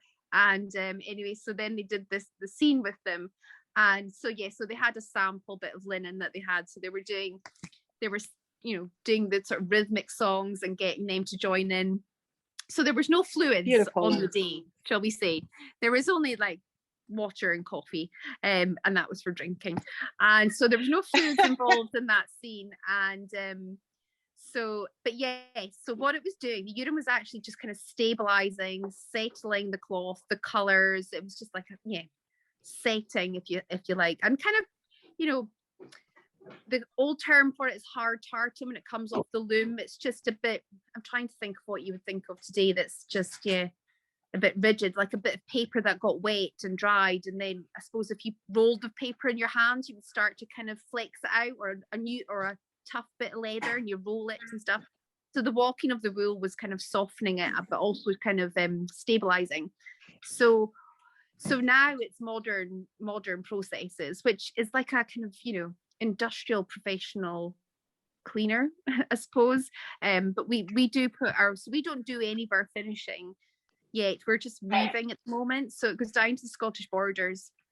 So we're in the process of, and it's been so long with lockdown, of our B Corp assessments. So we do all supplier surveys and questionnaires to all these folks, because we want to know what they're doing, what chemicals they're using, are they using closed loop systems for water treatment, etc. So we know that what they're using is, it's environmentally friendly treatments. But they go down there, and it's just it's like a really good kind of washing powder, detergent, or I'm trying to think of American terms, but and then just really big equipment. I mean, the one thing that they do have is called a decatizer, which wouldn't have been around in the 18th century. So the decatizer is like it's like polishing. So when you see kilt fabrics, or like your skirt, Lisa, it's just got this kind of cool, it feels like it's cold. It's got this cool handle to it. Yes. So the decatizing is a real flattening of it. But they also then do the scouring and the raising of the fibers, where they use teasels. So they look like really dry cones, thistle-y type heads. So they use them to make something super fluffy. Typically cashmere a lot that they use that with. So so no, there was no peeing on that table, because that table is my dining room table. So I was there, and there was a moment when the ladies had each of the gentlemen lying on the table posing for pictures. They had a great time. Did Gary Lewis or Graham or Sam pose on that table? All three of them were face down on that table with these women around them. Brilliant. Oh, brilliant. And the women he made their century. He did. I honestly, bet. So excited. They have good taste. I bet. So a follow-up question to that, and I think we'll end our Q&A with this one, is, so in the Outlander, the women sing, and they sing rhythmically as the cloth becomes, it changes its texture. Do you have a playlist on Spotify that you sing along to when these looms are running and everything is going? No, I mean, we don't play music, but there is music on them. You have music on in the mill, but when the looms are on, you've got your ear defenders on, and there's no music in them, so it's kind of wasted, I suppose, in some respects. But Spotify list. I'm one of those people now that it just depends on what mood I'm in that minute, that what I listen to. It can be a bit of anything, but then it can just go to complete and utter silence where just, yeah.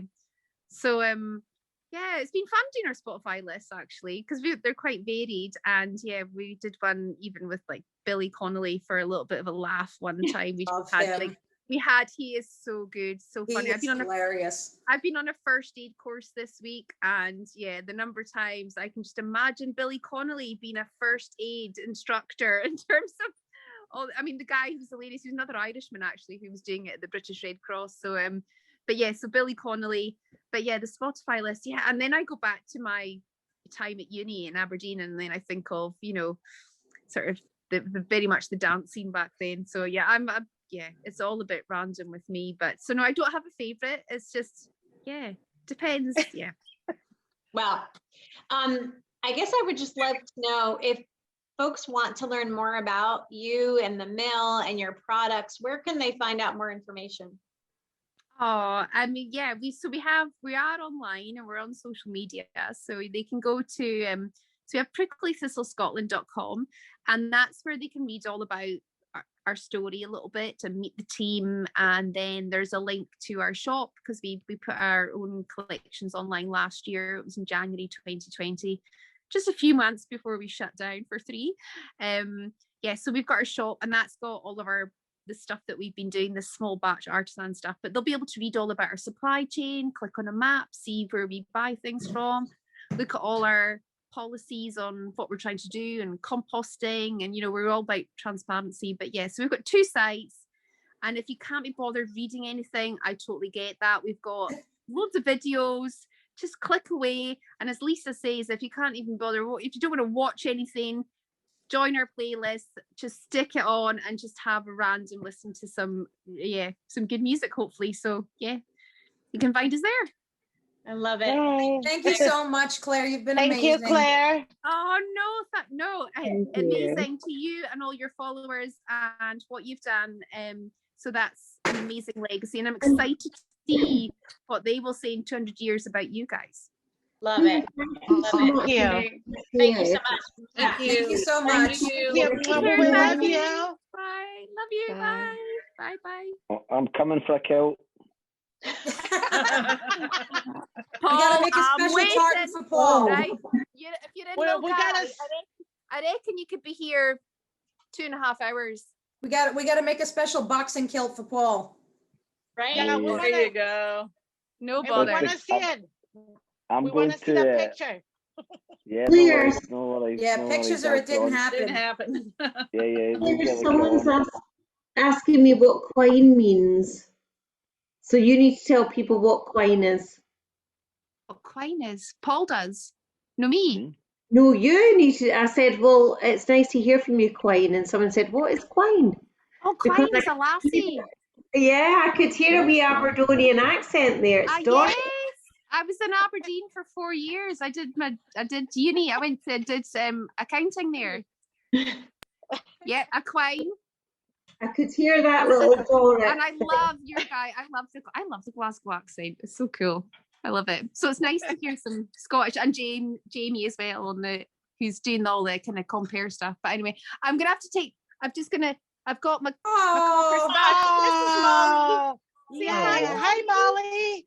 So this is Molly. Should I bring Ferguson? So I think she's really needing to go to the loo. So I'm going to take her outside. Because she's thinking, why are you still up? And it's like 1:30 in the morning. I'm going to take the dog out for a piss, and I'm not going to keep it for my tartan, okay? No. But I'll come back in a second. Thank you, Claire. But thank you so much, Claire. I'll see you in 5 minutes. See you. Bye. Bye. Speaking of the loo, if you need to take a loo break or you need to replenish your cocktail as I do, this would be a good time, because the Sassenach Kiss, which is our signature drink, it's on the coasters. If you've purchased the coasters from our shop, you know the Sassenach Kiss, created by our lovely Sandra Gutierrez, one of our founders. This would be a great time. There she is. Top your drink off. Hi, Sandra. With her Hollywood. She is Hollywood glam. Can I show everyone what Sandra got for me today? Yes. Oh, And I just have to show you, hang on, I've got my fancy dress on here. And then here I've got my jammy, Yeah. Yay! Sandra looking old Hollywood glam. That's awesome. Oh, yes. Thank How you. beautiful are these? Oh my God, they're so very beautiful. nice. They've got, Wow, they're beautiful. aren't they gorgeous? And they've got thistles, and they've got little roses, and they smell absolutely Yay! Beautiful. Oh, gorgeous. Thank you, girls. Hi, Thank you, everybody. Hi. Oh, you know that we love you. We love you from day one. Bye. Okay, so should we start making the drink? Okay. Yeah. Okay, so I have everything ready. And obviously, the Sassenach.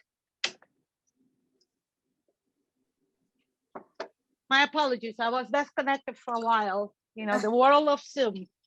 So I'm gonna do everything really quick. I already have the ice on the glass.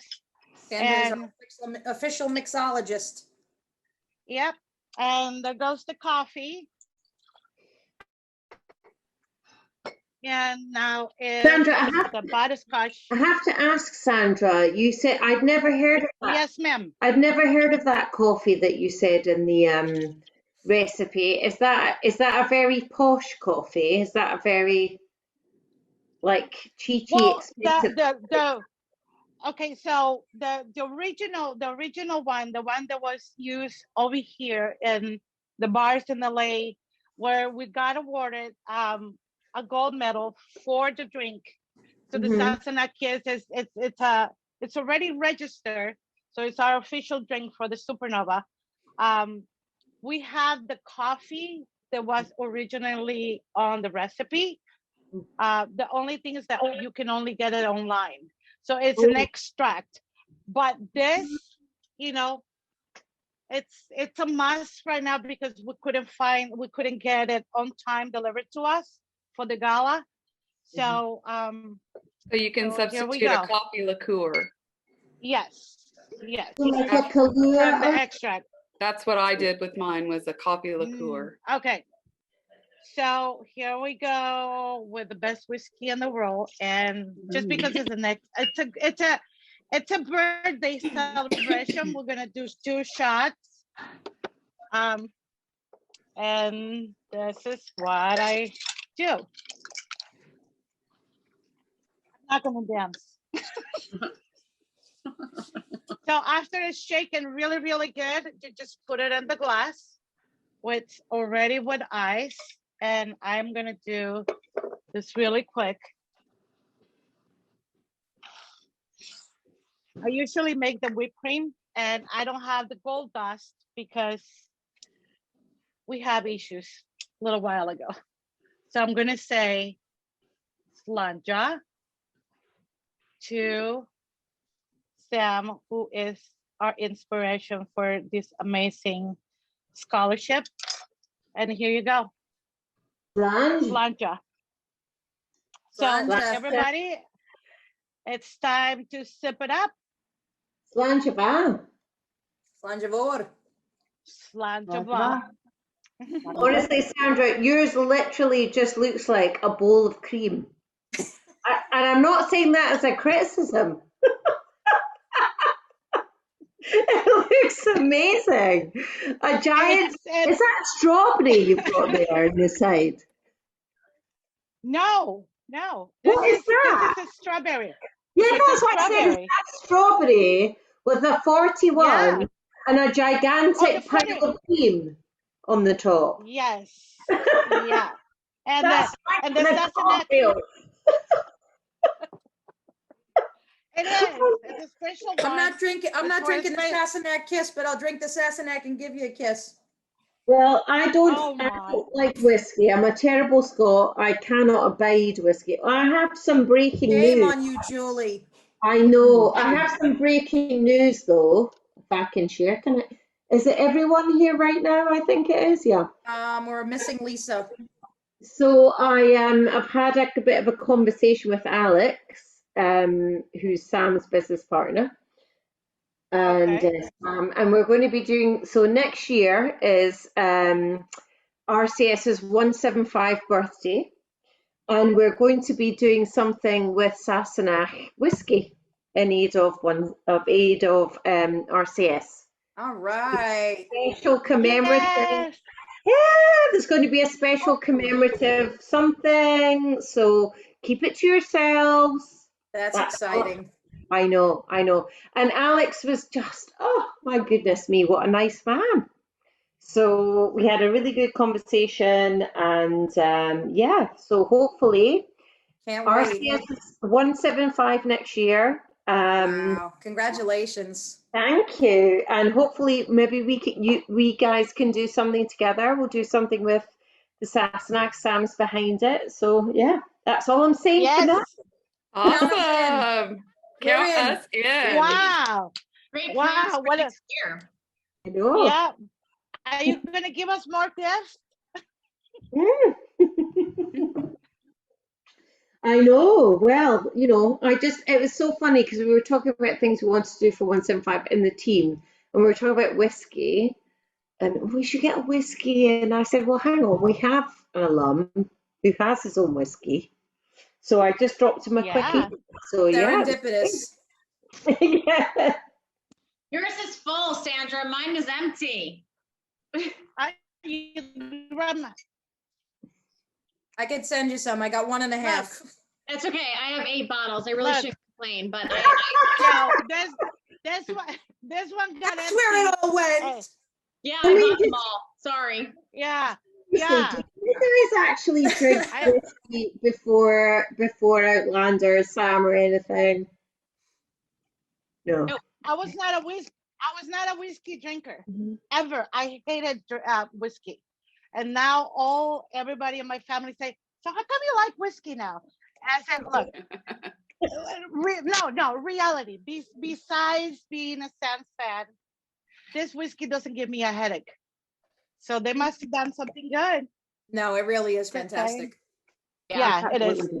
It is.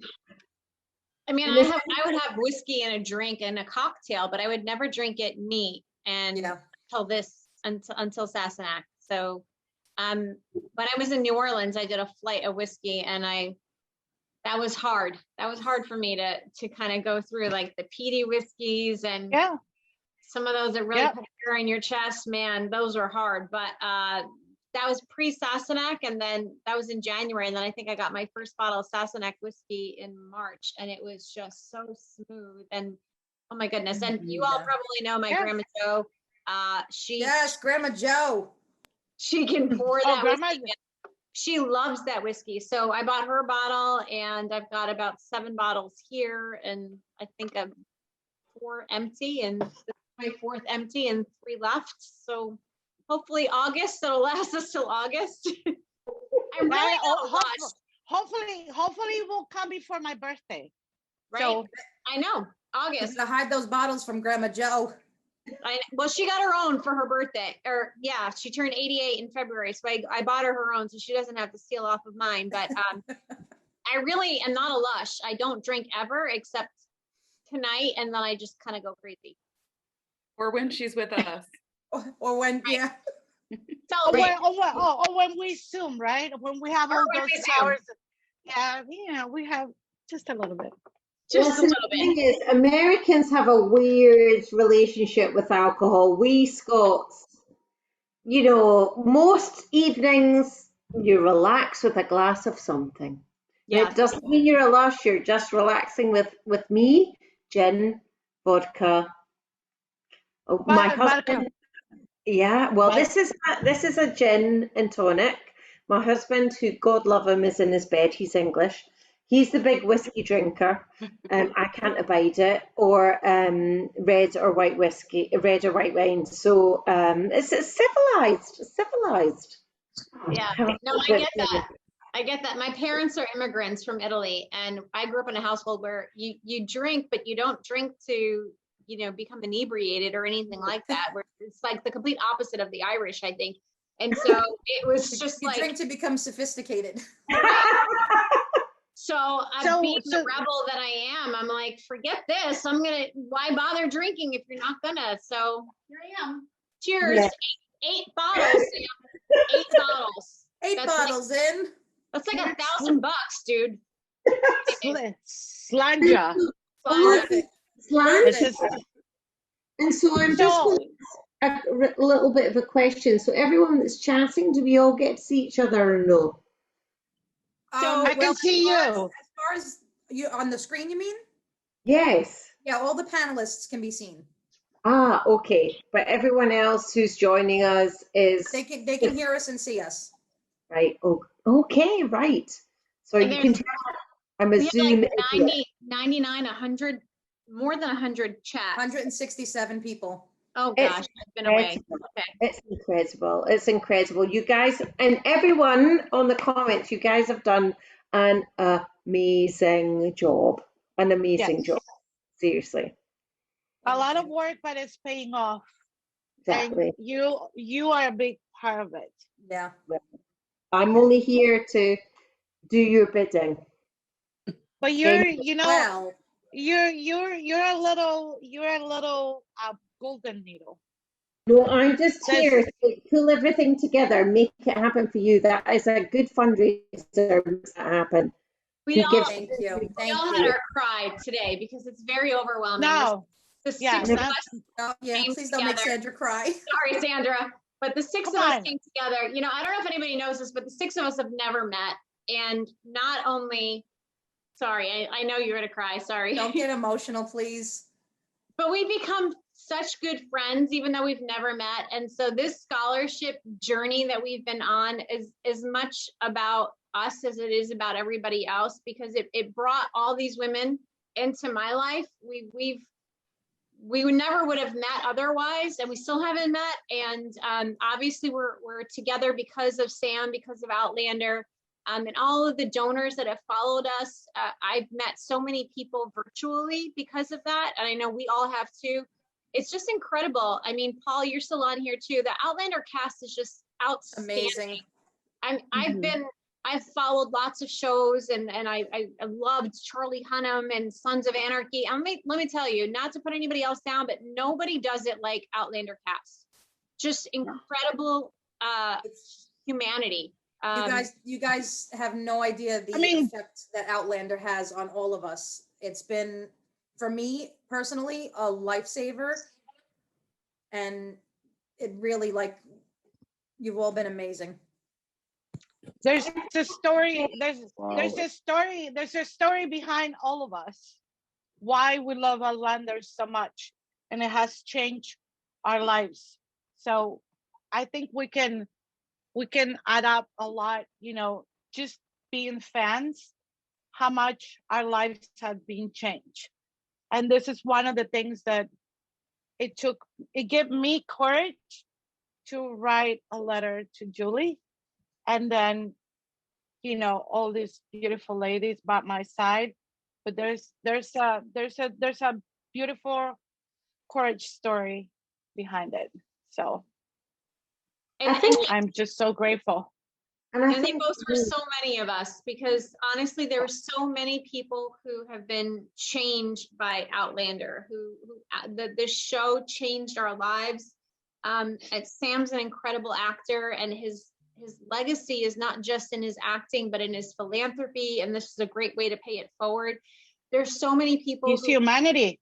Yeah. And there's so many people who we met, you know, virtually, who wanted to participate and help in this endeavor. And so even though the 6 of us seem to be on the spotlight tonight, this is really not about us. This is about the $26,000 plus worth of donations and support, people who couldn't donate but supported us, who promoted, who talked about us in the middle of a global pandemic. And I know that there's been a ton of other charities and organizations that people have been involved in, and that's just, it's not a competition. It's a testament to how much the Outlander community supports the actors of Outlander, and we thank you all for being a part of that. You're part of our family virtually. I can't wait to meet you all in person. Yes. It's just an incredible experience. I told you, boy, Paul, I'm coming to get boxing lessons. Yes, Oh get my the gloves God. on. Paul Get is the still gloves in. on. I'm Yes, still here. I'm Paul's still still here. I'm here. still here. Can't get rid of me, baby. Oh I'm my here. God. I'm all good. It's I all think, good. Paul, I don't It's know, I don't We know you, got, Paul, but I would say sorry. that Scotland is a small place, right, Paul? I saw him a minute ago and I can't see him now. Scotland is a small place, and I think we all support each other, and we all kind of have each other's back in a strange way, and we almost feel like we're the plucky underdogs. Would you say, Paul? Yeah, I think there's always been that, and I think we kind of look out for each other.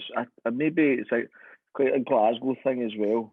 Glasgow's Glasgow. I saw this that there was an article. Glasgow's is like the #1 friendly city, which it can be. Glasgow's and Scottish people are like that. We kind of bring you in and it's all right. Come on into our house. We'll take you. Even like if you go old days when my parents, my grandparents, like a Hogmanay, people would just bring you into the house and give you a drink and food and then send you home drunk and with a full belly. Do you know what I mean? That's just how it goes.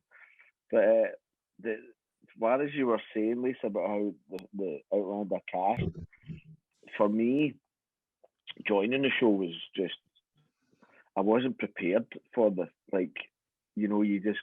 wasn't didn't think, I was just going for another job. Didn't know what you were getting into. Oh, Instant family, right? and it's genuinely lovely. It's been beautiful. That I have nothing but I get kind messages like every day. Everybody's so supportive.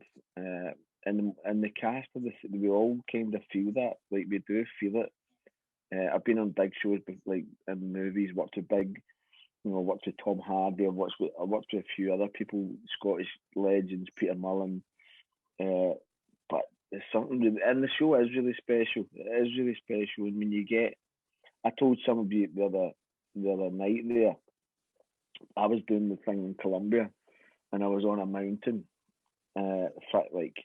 in the jungles of Colombia, and this woman lived in a kind of wooden, hand-built house, corrugated roof, nothing, like there was, like the toilet was outside, and she hears my voice, and I've got my head, for this job I had my head shaved, and I have a tash, and the woman was like, are you English? Where is it? English? English? No. I said, no, Scotia. Ah, Scotia, oh, okay, Scotland. Outlander, Sam Hewen, Jamie Fraser. I'm like, yeah, that's my show. How do you know this? Like, and I had two bodyguards, and they're going, or they had to translate for me. I said, she went, oh, no, this Paul's in this show. And she went, oh, no, and that was me. Like, she brought me into the house. I was eating the sancocho. I was drinking the Lulu fruit drink. So it's like, it's huge, and people all over the world. This was like on a mountain, in a jungle, torrential rain, like, and the first thing she says to me to Scotland was Outlander. And I was like, when I phoned Sam, I was like, bro, everywhere I go, like, you just follow me, like, I'm in the They know you jungle, in the jungle. this woman's like in the jungle going, Sam Hewen, Jamie Fraser. I'm like, it's so, like, He gets around. Yeah. What's going on? It's and it is lovely, and it is warm, and you feel like the fans, like the messages every day, but the fans of the show is just incredible. It really is, and it still blows me away. It's still like every day. So I'm going to do something as well. I'm going to donate a signed boxing glove to raffle. Oh my God! Thank you, Paul. Oh my God, so Paul! Thank you. So I'll send. Are you going to autograph it? Autograph it? I'm meeting Duncan and Dave tomorrow. So me, Duncan, and Duncan Lacroix and Dave Berry will sign a glove tomorrow. And I'll, Can I bid on? Can I bid on it? Me too. I'm gonna, No, I was we're talking not about this. allowed. Guys, no, for next year, next year. This is the thing now. We need to talk about this, guys. We're going to start for next year. Right. Julie, you're fundraising. And you might need to come and help fundraise for my charity. That's what I need. Well, listen, if you need a bit of Sign me up advice, for your charity. Paul, if you need We got you. We or got some you. board members or any of that stuff, or someone to help you, Yeah, I'll hit you up. I'll hit you up. But Hit me up. for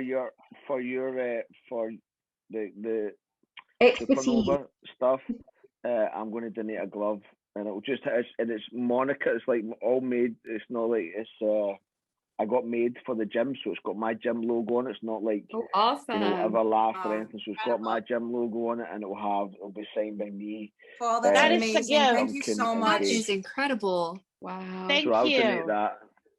Thank you so much, Paul. Wow. As if I could love you even more.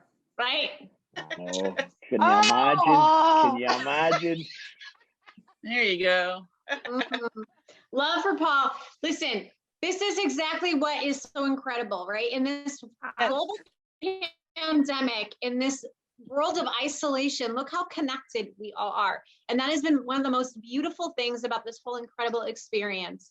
It's just been about connectivity and people coming together for good. Sorry, I'm getting verklempt. Don't make us cry again. Oh, come on, dude. I'm speechless, Paul. Thank you so much. Thank you, Paul. Cool. Thank you, Paul. Well, we're not waiting for anything.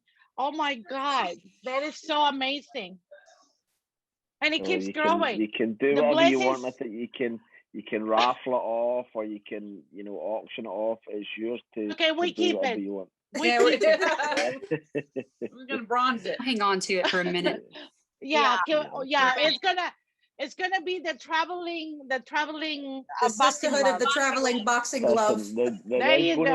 There is going to be more for I'll be putting more online and stuff for charity stuff. So there's plenty of raffle tickets for different charities that we'll do. Awesome. But this one I'll Thank donate you. to you guys, so you can do whatever you want. You raffle it, auction, whatever you Somebody want to just said, "Are you married, Paul? Can we auction a dinner with you in the future?" I'm married. I'm sorry, I'm married. Thank you so much. Paul is taken. Yeah, he's married, but we can love him as much as we love Sam, right? I can feel the love. I can still feel the love. It's all good. Well, please thank Duncan and David too, if they're going to sign that. I appreciate their support as well through you. Not that you want Absolutely. to, but you can give them a big hug and kiss from us. Right. We'll do it. I'll send a video tomorrow. I'll send you a video tomorrow from me. Six of them. 6 hugs and kisses, please. Yeah, Yeah. 6. No worries. Thank you so much, Paul. Thank you, Paul. I appreciate it. So generous. Thank you. Oh my God. Oh my God. This is gonna get any better. Really? Andrew's gonna have a heart attack. No, right. Slanka. Thank you, Sam, for the whiskey, by the way.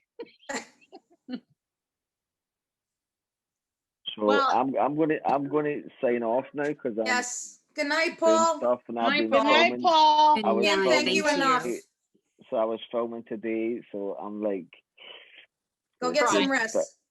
yeah. Thank you so It's much. lovely to Thank meet you. you. It's lovely to meet Thank you you. all. Some of the people I haven't met before, and the people watching that I can't see that are on that I'm They're sending you all love as well. saying, they're Thank you all so much. saying, they're all sending Thank you love. so They're all much. saying that they love you. They're all saying God bless you, and they're all saying thank you. Thank you. There's Julie, I'll be tons in of it touch coming for the up. fundraising. I'll be in touch with the fundraising. Claire, I'll be in touch for the kilt. I'll send you a pair of Yes. boxing gloves. No. Yeah, we're here for Thank you, you. Paul. Thank Okay, you, good Paul. night. Thank We you love so you. much. Thank you. See Yeah, you. bye. Good night. Catch you later. Bye, Paul. Bye. Oh, how amazing is Oh he? my, Oh my gosh. oh my Oh. God. He is Well, Okay, fantastic. so We I have said so many times that Scotland, it's in my soul. this is making it even, I don't know how deep I can take it. I know. And if there was ever a way to capture the essence of what is happening tonight and Supernova. That was it. That was it. And you know who else can do it? Rebecca. What? You mean yes, our very own Rebecca. Wait. Hi, Hi, everyone. Hi, Rebecca. Am I supposed to introduce Rebecca? You are. Yes. Do it, Sandra. Do it. So I think it's saying good evening. It's off the charts because too many whiskeys down. But everybody knows me like Samby, but my name is Sandra Gutierrez, and I am so extremely happy and honored to have one of our own saying the most amazing things coming about Sam. Our very own Rebecca Hall, otherwise known as Zombie Coops. So here she is. Hi, everyone. I come from a very small town in New York, way up by the Canadian border. I just recently found Outlander, probably in October. It's a passion and a fan that I never dreamed could be possible. So I started making little wee poems for fun, and they started spreading all over Twitter. And I've met the most amazing people, and Supernova asked me to write a special poem for Sam and for all of you amazing donors for this amazing theater. Theater is very close to my heart as well as poetry and reading and all the arts, which are super important right now. So without further ado, here's my wee poem. Thank you, everyone. Sam shares a message of kindness, generosity, and unity for his passion of fitness, theater, and community. He's our coach, an author, and a skilled actor. He gives his time to causes that matter. Now we can give back just like Sam by giving a young artist a helping hand. So as we celebrate Sam's birthday, thank you for donating to Supernova Legacy. A wee poem by Zombie Coops. Sam speaks of his love for the arts, how the passion and connection captured his heart. Theater is where he got his start, honing his gift and playing his part. Giving back is important to Sam, sharing his good fortune whenever he can. Sam's kindness knows no bounds. Let's help an actor waiting to be found. Bring their creativity into the light, allowing them to burn so bright. This is a legacy we can build for them, a cup of giving filled to the brim. A wee poem by Zombie Coops. Yay! Yay! Thank you, Rebecca. Thank you, Thank you, Rebecca. Oh, Thank what you, is ladies. it? You rock. Thank you. It's our turn. And if that poem wasn't enough to make you feel the love tonight, I know someone else who can also make you feel the love tonight. We've got another song for you from the lovely Jackie, who you heard earlier in the evening. Hi, Jackie. You're still sticking around? Hi, I'm still here at 3 a.m. At 3 a.m. You're in the 3 Netherlands, a.m. aren't Thank you. Yes. Yeah. Oh my gosh. Thank you so much, Jackie, for being here and for singing your beautiful voice and sharing your art and your creativity, which is what tonight's all about. Thank you. You have chosen Can You Feel the Love Tonight? Yeah. And yes, it's such a special song. This whole evening is about love, and I can definitely feel it. So thank you. Thank you for having me, and enjoy. There's a calm surrender to the rush of day when the heat of the rolling world can be turned away. An enchanted moment, and it sees me through. It's enough for this restless warrior just to be with you. And can you feel the love tonight?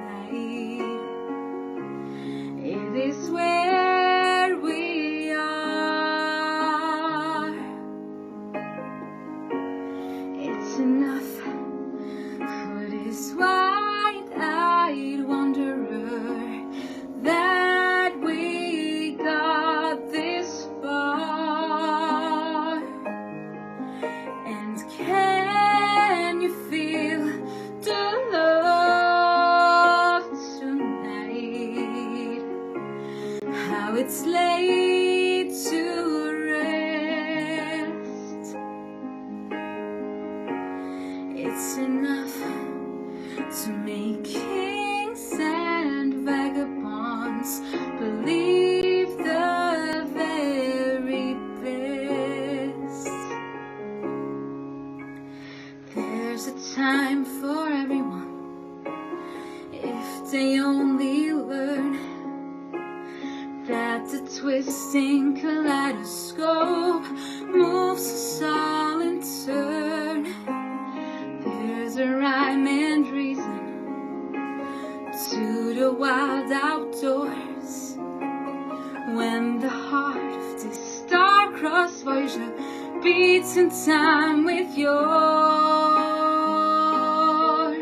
And can you feel the love tonight? It is where we are. It's enough for this wide-eyed wanderer that we got this far. And can you feel the love tonight? How it's laid to rest. It's enough to make kings and vagabonds believe the very best. It's enough to make kings and vagabonds believe the very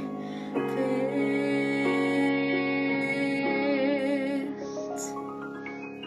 Incredible, Jackie. Oh my Thank God. you guys so It's much. Beautiful. And Thank to you, all of the lovely Jackie. comments. Gorgeous Amazing. voice. Amazing you. voice.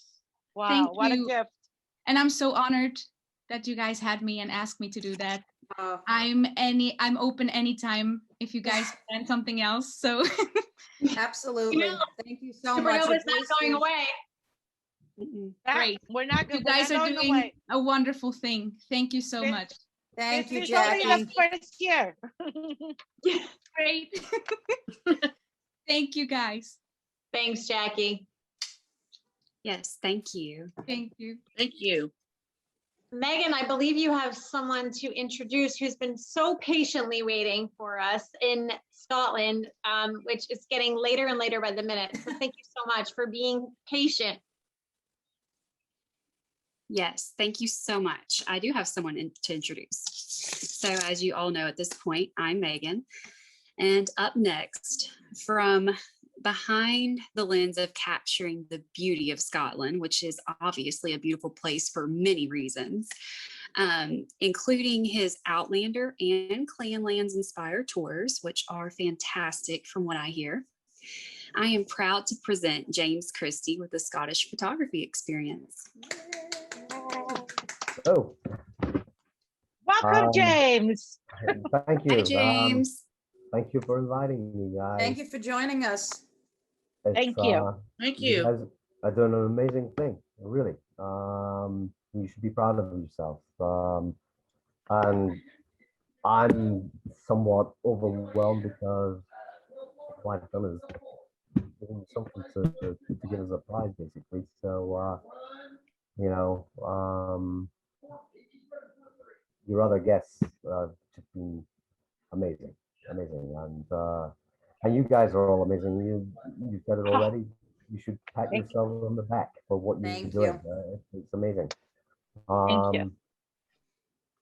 So tell us a little bit about yourself. How did you get into photography?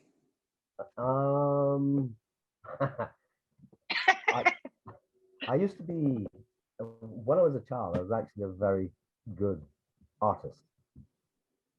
My father is a typical dour Scotsman, and I was doing a portrait on my bedroom floor, not on the floor itself, on a pad, a sketch pad, and he came in and he said, "What's that?"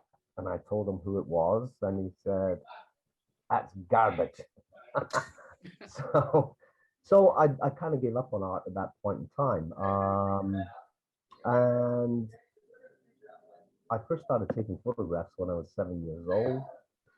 And family members, friends of the family, my friends, they seemed to like what I was doing. So when I was 17, I saw an advertisement in the Edinburgh Evening News to join a studio in London as a photographer's assistant. And for you Americans, that means a gopher.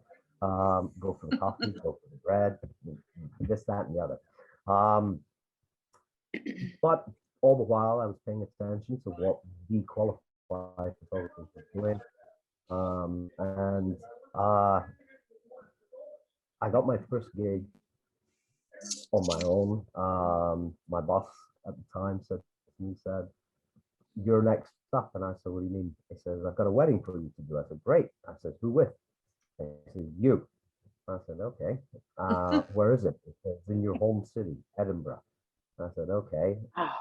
So he said, "There is one caveat though." And I said, "What's that?" He said, "It's a traditional Scottish wedding and you must wear a kilt." I said, "I don't have one." He says, "No." He said, "I didn't think you have one." He said, "But the father of the bride is paying for kilt rental for you, and he wants you there. So fine." So I returned to Edinburgh and I got the kilt, put it on, went to the church, started to do my thing, and then the daimler arrived with the father of the bride and the bride, and my remit, obviously, believe it or not, using one of these at the time. Wow. Oh, wow. Ancient history. My remit was to photograph the bride and the father of the bride inside the car, and then make my way into the church to photograph the ceremony. But there's one problem when you wear a kilt as a photographer. If you're a true Scotsman, there is nothing underneath the kilt.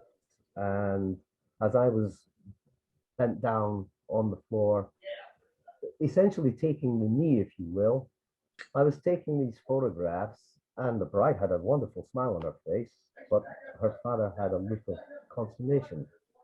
And I said to him, I said, "For God's sakes, man, smile." And he said, "For God's sakes, man, close your legs." Anyway, I moved to California in 1989. Lived in Los Angeles for 15 years. Tragically, broke my left leg severely. That, in fact, they were going to amputate it. That was the upshot, but they didn't. And my consultant, a guy called William Kim, at the Hospital of Little Mary, I think, or Little Saint Mary in Torrance, of all places. He said, "I think I can save the leg." And I said, "That's great." He said, "But you'll never walk without a walking stick." And I said, "Well, here's something you don't know." I said, "I'm a Scot, and you never tell a Scot they can't do something, because we'll prove you wrong every single time." And now the only way you know that I'd broken the leg so severely was if I were wearing shorts, and there's no chance of that happening, because then you'd see the scars on the leg. But I live 8 miles south of Edinburgh in a place called Milton Bridge, and just up there, right out my front door, there's a road called the Old Kirk Road, and it goes up to the Old Glencorse Kirk. There are actually two, and the one where Jamie and Claire were married is on private grounds. It's by appointment only, and I'm very fortunate, given that they're my neighbors, the McCagues. They allow me to take my tour groups from my tours into the chapel where Jamie and Claire were actually married. Oh, that's very cool. I live right between a golf course, clubhouse, and a pub. And the pub's actually mentioned in one of Robert Louis Stevenson's novels, actually, The Fisher's Tryst. But just up the road, there is a lady or a couple, and they are the Frasers, Ian and Kathy. And about 4 years ago, through in the pub, Kathy came to me and she said, was one Sunday afternoon, she said, "Do you know about Outlander?" And I said, "Yeah, of course I do. It's a car by Mitsubishi." And she said, "No, no, no." She said, "TV series." I said, "Never heard of it." And she said, "I think you're missing a trick, James." She said, "I think you should do a photography tour based upon the show." So obviously I had to do some research, and the first thing I did was over here I bought cross stitch. I do actually have a first edition, which I'm very proud of. Not signed yet I say. And then purchased some DVDs and really got into the Outlander concept basically, and decided to put together a tour. My initial Outlander tour 4 years ago was only 3 days and 3 nights, and I attended a seminar hosted by Visit Scotland, and a gentleman who does Inspired by Outlander jewelry, he did a case study on his business, and he hung around at the end because the Visit Scotland ladies were all talking to me. "Tell us about your Outlander tour, James. Tell us about your Outlander tour." And I said, "Well, I take them there, here, there, and blah, blah, blah." So Gordon came up to me and he said, "Tell me about your tour." "I've just done that." "Okay." So I did it. And he says, "You don't take them to Culloden?" I said, "No." "Why not?" I said, "Because it's a day to get up to Inverness from Edinburgh and back again. It's a full day." So he said, "Well, I really think you're missing a trick." And I went home that afternoon,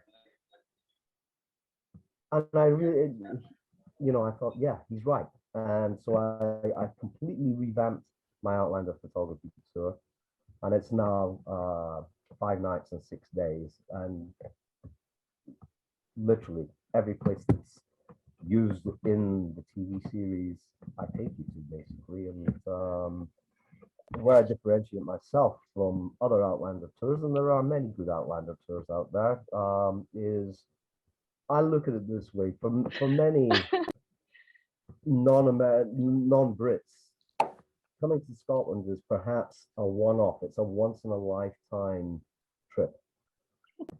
And my whole thing is to make you guys go home with memories, i.e. that last forever. Yeah, and that they're going to be of a really great quality, because you're going to be guided by a guy that's been a professional photographer for 47 years now. I'm going to be 60 in December. And of course, with your new assistant, Bo. Yeah, you may have saw my laptop kind of do that. He jumped up and he was intrigued with Paul's face and his voice. He was just watching him intently, I think he thought Paul was going to take him for a walk. It's the magic of Outlander. We even get the pets. We understand. Get the pets. Yeah, we do. Yeah, we do understand. So obviously, with the success that I'm having with my Outlander photography tour, and I obviously follow what's going on, and recognize that Sam and Graham were about to produce a book. So I pre-ordered mine on Amazon, and it came here the day of the release, and I thought, right, I'm going to have to speed read this to find out, before anybody else jumps on the bandwagon here, I'm going to have to find out where they've been. But as you're probably very well aware, there's a map of Scotland right at the start with all the places that we went to. So that saved me having to speed read it. I did read it from cover to cover. I do have the audio version as well. Very surprised by Graham's accent, actually. He's awfully posh. He's very posh. English, yeah. not a little scrote like myself. But Claire understands what I'm talking about when I say a scrote. She's falling asleep. Claire, wake up! I'm here. Oh, Claire, she's still a warrior. Oh, I've been doing CPR, burns, asthma, cardiac arrest for 3 days. All my first aid. I'm knackered. Just poor Claire. You're gonna crash. You go, James. Keep going. So basically, Scotland is. I mean, as I say, I lived in California for 15 years of my life, but I wasn't limited to California. I went to New York umpteen times as well. Nevada. California is beautiful, though. Yeah, not as beautiful as Scotland. Nevada is incredible. I love Nevada. I never lived there, but I went there, and it is a beautiful, beautiful state. But Scotland, I think I lived 27 years of my life outside of Scotland, 12 years in London and then 15 years in Los Angeles. And coming back here in 2004 with a broken leg, it really hit me how incredibly photogenic and beautiful all of Scotland is. A part of Scotland that many, many visitors to this country don't see because they're so hell bent on getting to Edinburgh and then the Highlands is the Scottish borders. And Claire obviously sends her product there, and I do a one-day tour down to the Scottish borders, which I called my 4 Abbeys and a Chapel tour. And it is honestly, you guys are probably not old enough to remember this, but I remember it. When Windows 3 first came out, see, that's when the hamster used to turn your computer, you know? The screensaver was these beautiful green rolling hills with the beautiful blue sky. Oh, and I that's remember exactly what the Scottish borders I remember are. that. I remember that. I call it Microsoft country, you know? It's beautiful. It really is. And I, you know, I implore all of you, please, when we are able to, and I think it's going to be pretty soon. I'm fully booked from the middle of August to the end of October this year. Wow. And the people that have booked are all Americans or Canadians, and they're doing my Outlander and Clanlands tours. Some of them are doing both, which is again overwhelming. Some of them are in this Zoom. Yeah. Yep. And trust me, Scotland is gonna know about how big this fandom is. Just ready to go to Scotland. Sure, it's, you know, but I think I'm in touch with Visit Scotland constantly. I attend all of their webinars as well. I'm watching what Boris Johnson is telling us. I'm watching what Nicola Sturgeon is telling us. She's far more cautious than Boris Johnson. But I honestly believe that international travel restrictions, maybe not with all countries, but with certain countries, will be lifted, I think, by the end of June this year. This evening, and they're probably still at it right now at 17 minutes past 2 in the morning here in the UK. But for the first time since the pandemic started in Liverpool, a nightclub opened for the first time. No social distancing and no masks. And it's a pilot scheme to see if it's going to work. So fingers crossed, you know. You guys are basically the guinea pigs. Yeah, the vaccine rollout and all the rest of it, you know. You should have been in Scotland, though, you know, because we're the pioneers of everything, you know. As soon as travel restrictions from the States to Scotland are lifted, I'm on a plane. Yeah, absolutely. Yeah, absolutely. I'm going to America. I'm biding my time. I'm just waiting. James. Okay, so James, you generously donated to our raffle prizes. Can you tell our raffle prize winners what they can expect if they've won your package? Okay, so right now I offer 6 different types of photography tours. An original, and the one that gave me my place in the tourism arena was my Edinburgh photography tour, and it's a core photography lesson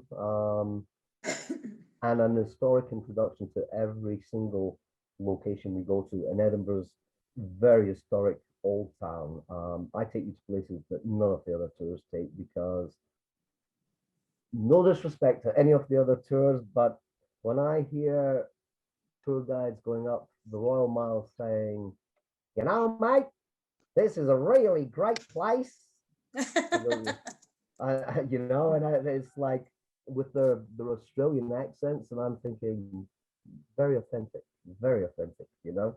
I grew up in Edinburgh. That's where I was born and bred, and I know places that most people don't, for various reasons. But we'll go into that another time. So it's a 4 to 5 hour leisurely walk around Edinburgh's Old Town. I give you I give you an historic introduction at each side, and I teach you how to become a better photographer. And I guess I've been very lucky in my life, but I make no bones about that. I got the very first time that I photographed the late and great David Bowie over a 27-year time frame many times. And I got my first break at a venue. It's no longer in existence. It used to be, it was called the Glasgow Apollo.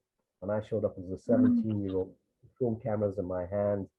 And David looked at me backstage and he said, "Who are you?" "I'm James Christie." He goes, "Oh yeah." I said, "Yeah." And I said, "Look, I have to make a confession." And he says, "What's that then?" I said, "When I've got these in my hand, I'm working. When I don't, I'm here as a fan." And I think he remembered that because I was always very professional with him.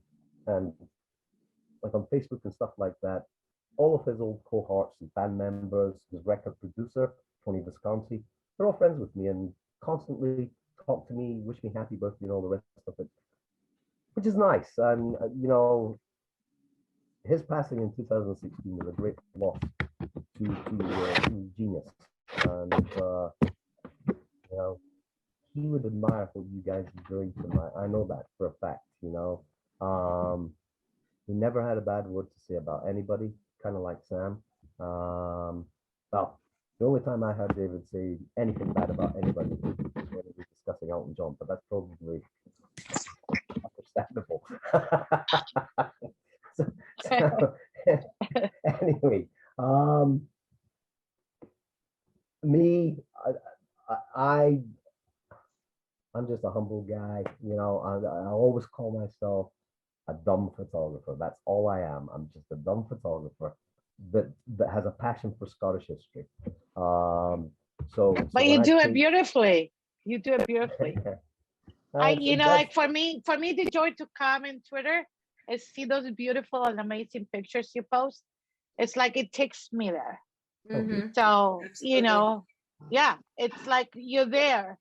You know, you're closed in these four walls, but your photography, it takes you to Scotland, you know. So it's funny, like my greatest idol in my industry, I have six photographers that have truly influenced me, but only one of them still alive, and that's David Bailey. He's an English photographer, and he and I really have the same concept about ourselves, what we do, who we are, and the industry we're in. You know, so many photographers out there, and I'm not having a go at anybody. I promise you, nobody in particular. You know, but you'll see them signed, limited edition, and you go, "Who are you?" You know, you're not Leonardo da Vinci. You know, you're like me. You're just a photographer. You know. So I'm definitely not a pretentious person. I call it as I see it, you know, and I take snaps. That's what I do, you know. I love doing it. I love the fact that I get paid to do it, you know. But by the way, these are reading glasses. You know, and this is a lockdown do-it-yourself haircut. I just took the shaver and just you know. we all doing it, James. We all but you've all got hair. I don't, you know. Okay. Oh. Well, no, I'm kidding. Well, wait. Obviously, you haven't seen Men in Kilts. That's a trick. No, You but just I rub know. you just rub an onion on your head. Oh, this is true. This is true. Well, I'm looking at. I think it's airing here. I think about the 18th of Oh May. yes, So, yes. on Prime Video, and I have Prime Video, but from what I understood from what they were tweeting the other couple of weeks ago, we as Prime subscribers will have to pay an additional £5.95 to see it, and that's fine, because I thoroughly enjoyed the audiobook, but I do have, in fact, I've got two copies. You're gonna of it, love the show. It's great. and I'm It's great. Yeah, Yeah. yes, I'm looking forward to it, Nikki. Yeah. Well, So, James, thank you so much for coming tonight. I appreciate your patience. I know we're not a problem. really And interested thank in. you so much for your generous donation. Yes, thank you. What I will say is this: if you guys are struggling for prizes, I am happy to donate another 4 Edinburgh photography Oh my goodness. gift certificates. Oh my So, God. So So great. generous of you. okay, Thank you. That's incredible. My Thank you pleasure. so much. and I'll send them by email tomorrow. Thanks, James. Thank It was you great so to much. have you. Thank you so much. Thank you so Thank much, you. James. Okay. Wow. Thank you. Thank you. Wow. Thank you. The generosity keeps pouring, you guys. I know. This is I know. This is amazing. And speaking of raffle prize winners, so not only can you win a raffle prize from James Christie in his package, but we also have additional raffle prize winners that Sandra and Megan are going to introduce. Yes, we do. The first one is, my apologies. I'm going to try to do my best to do honor to your names, but if I mess up, it's, just me. Ivy Conrad. Next up is Ivy Kruger. Jacqueline Jetta. Jesse Kahn. John Fowler. Kathy Kustra. Kelly Hunter. Linda Doon. Linda Roberts. Lisa Smizek. Lorraine Spina. And Malika Fuala. Congratulations. Congratulations.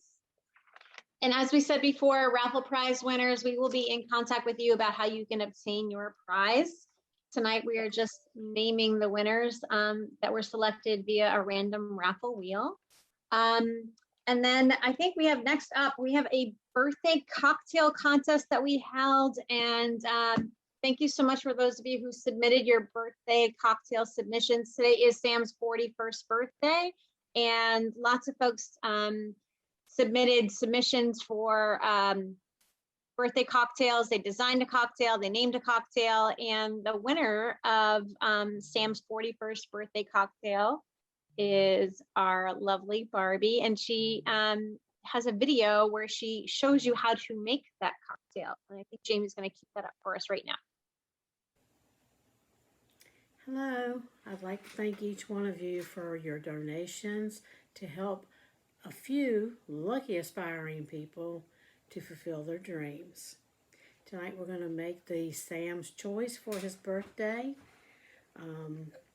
We are going to start off with our 6 ounces of Sassenach whiskey, or your preferred whiskey. Mine is Sassenach. Then we're going to get 5 ounces of simple syrup.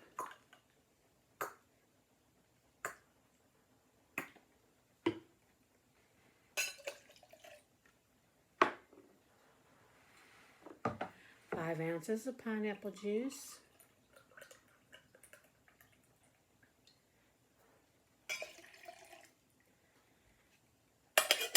And you shake.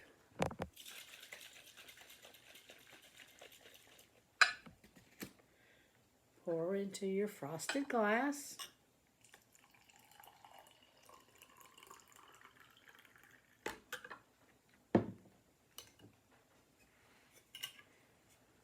Just a little bit of sparkling white wine. Mine's Moscato. Add a cherry and a pineapple wedge. Enjoy. Thank you all. Happy birthday, Sam. Happy birthday, MD. Happy birthday. Thank you, Barbie, for that delicious drink. 41. Maybe Sam will see that and he'll make it for himself for his birthday celebration. I'm sure he's well into it by this point. What good is a drink without music, right? And next up, we have the fabulous new musician that I have not met until now, Alan Frew. Good evening. Hi, all you lovely people. My name's Alan Frew, and I'm a singer-songwriter from Prestwick in Ayrshire in Scotland. So I've got two songs here to do for you. The first one is a song called Go Easy, and it's from my debut album of the same name. So, I hope you like it.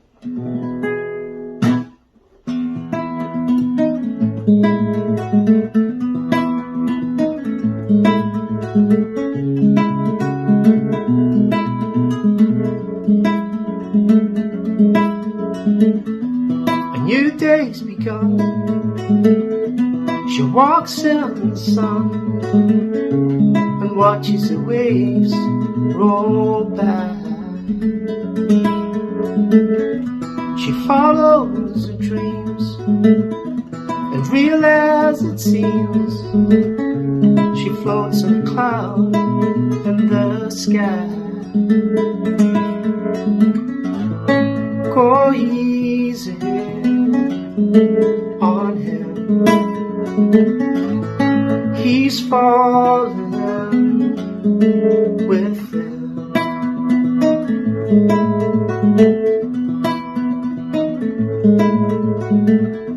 The wind shook the trees and he came to his knees, and he swore he could hear the moon cry. He made his way home and sat all alone with a glimmer of hope in his eye. Go easy on him, he's falling with them.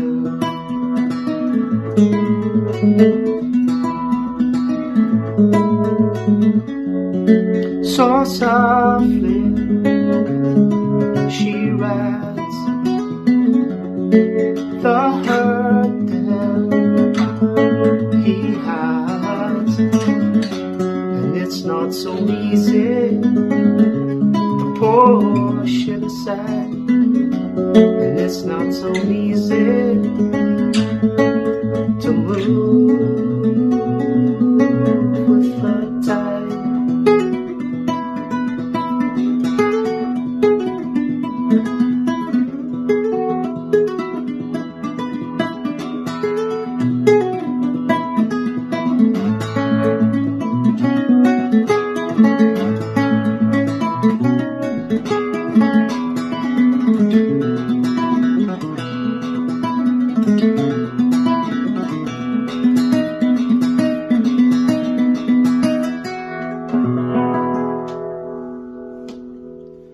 I hope you're enjoying your night, and this is the second song I'll be doing. It's a more recent one. It's called London to Paris.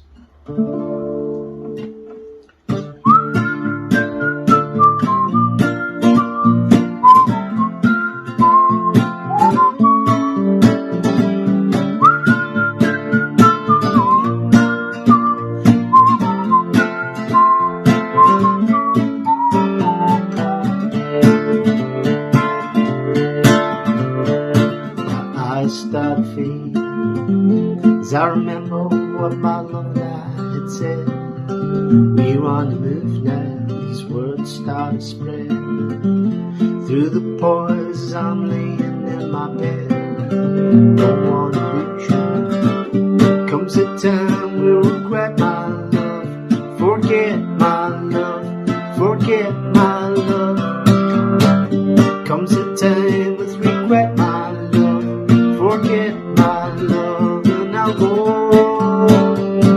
Today will never tell you what tomorrow brings, all the simple things you want to know. From London town to Paris I will take my love, we will cast our dreams into the city, we will go. All around the world there's a voice that's about to be heard. Do you believe in this unspoken word? We've been waiting for the lies to unfurl. I get the feeling comes a time we'll regret my love, forget my love, forget my love. Comes a time with regret my love, forget my love, and I'll go. Today will never tell you what tomorrow brings, all the simple things you want to know. From London town to Paris I will take my love, we will cast our dreams into the city, we will go.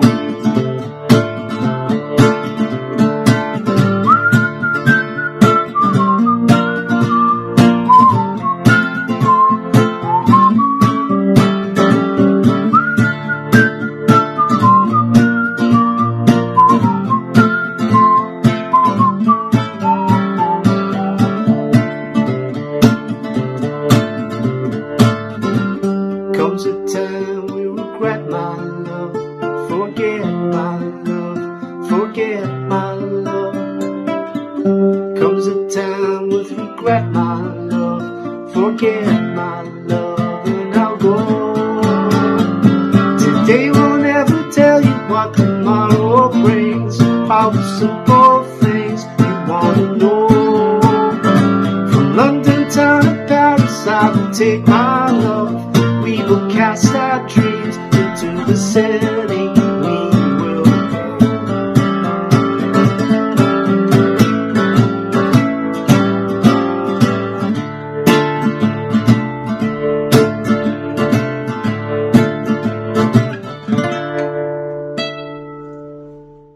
Awesome. Thank you to Alan.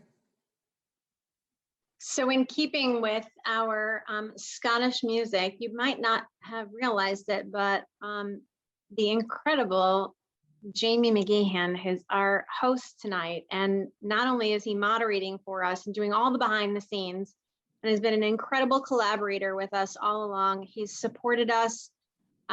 He's helped us guide us through this whole journey, and he's a musician, and he's going to perform for us tonight. So enjoy your cocktails and enjoy the music of Jamie.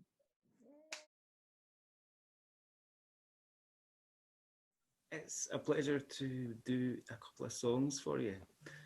This first one I'm going to do is a piece by Robert Burns, who comes from Ayrshire, my neck of the woods in Scotland. And yes, although I'm living here in St. Louis in the US now, Ayrshire will always be home.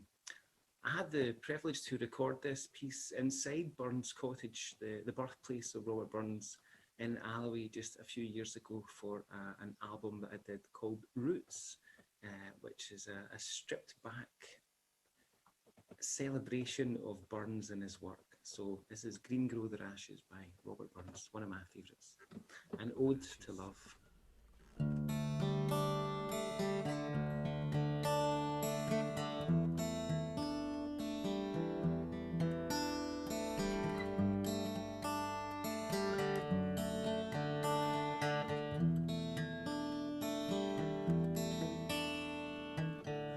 Naught but care on every hand, and every hour that passes on, which signifies the life of man, and 24 the lassies on. Green grow the ashes on, green grow the ashes on.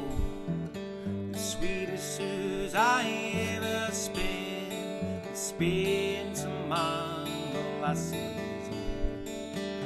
But you see dus, you sneer at this. You know but senseless lassies, oh. The wisest man the world saw, he dearly loved the lassies, oh. Green grow the rashes, oh. Green grow the rashes, oh. The sweetest herbs I ever spent among the lassies, oh. The whirly race me riches chase, and riches still me fly them all. And though alas they catch them fast, their hearts can ne'er enjoy them all.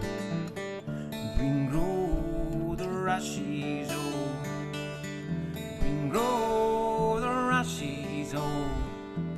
The sweetest herbs I ever spent among the lassies, oh. Spent among the lassies, oh. Spent among the lassies, oh. And I spent among the lassies, oh. And I spent among the lassies, oh.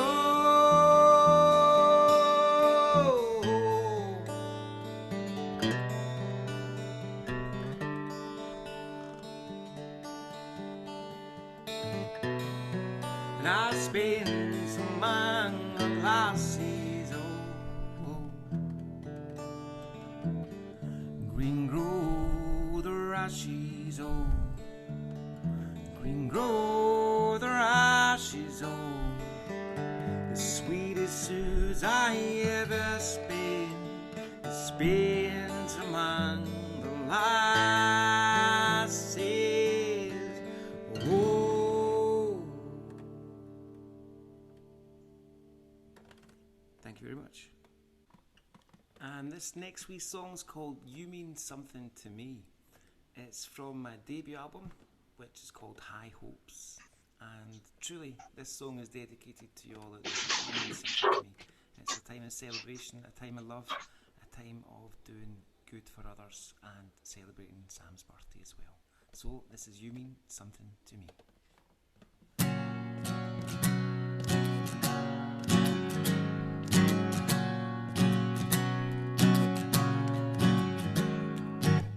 Where you wanna go in this day we share? When you wanna touch my heart, surely I care. All along the road I walk, looking on, find some hope and I shaded dawn.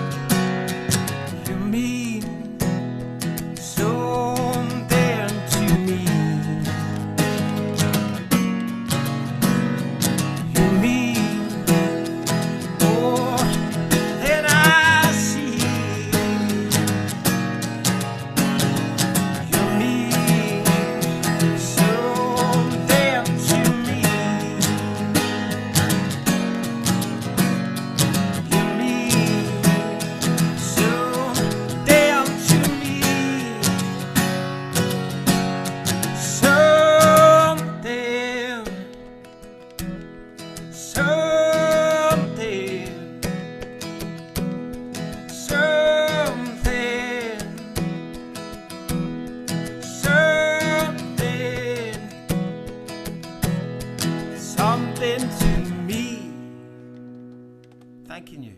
Cheers. You mean something to me. Jamie, Amazing. that was awesome. Amazing. Thank you very much. That was great. There is nothing That was weirder great. than watching yourself perform. There is nothing weirder. Nothing And weirder. thank you for coming through with the kilts as requested. Yes. A pleasure. Thank you for having me. It is an amazing evening. Jamie, your voice is amazing. So many people, Jamie, are asking where they can find you. Are you on Spotify? Are you on iTunes? Where can they find you? Yeah, absolutely. On Spotify. My own website is probably the best place to go. I do poetry as well. I've got a book of poetry called Glaikit. Glaikit being a Scots word for being a bit daft, which I often am. So I've got a wee book of poetry on my website and a couple of albums as well. But what a pleasure to sing for you all. An absolute pleasure. And yes, We loved it. It was a recording, but hopefully it'll get to be live soon. But just great to be part of this gorgeous, gorgeous event. Thank you so much.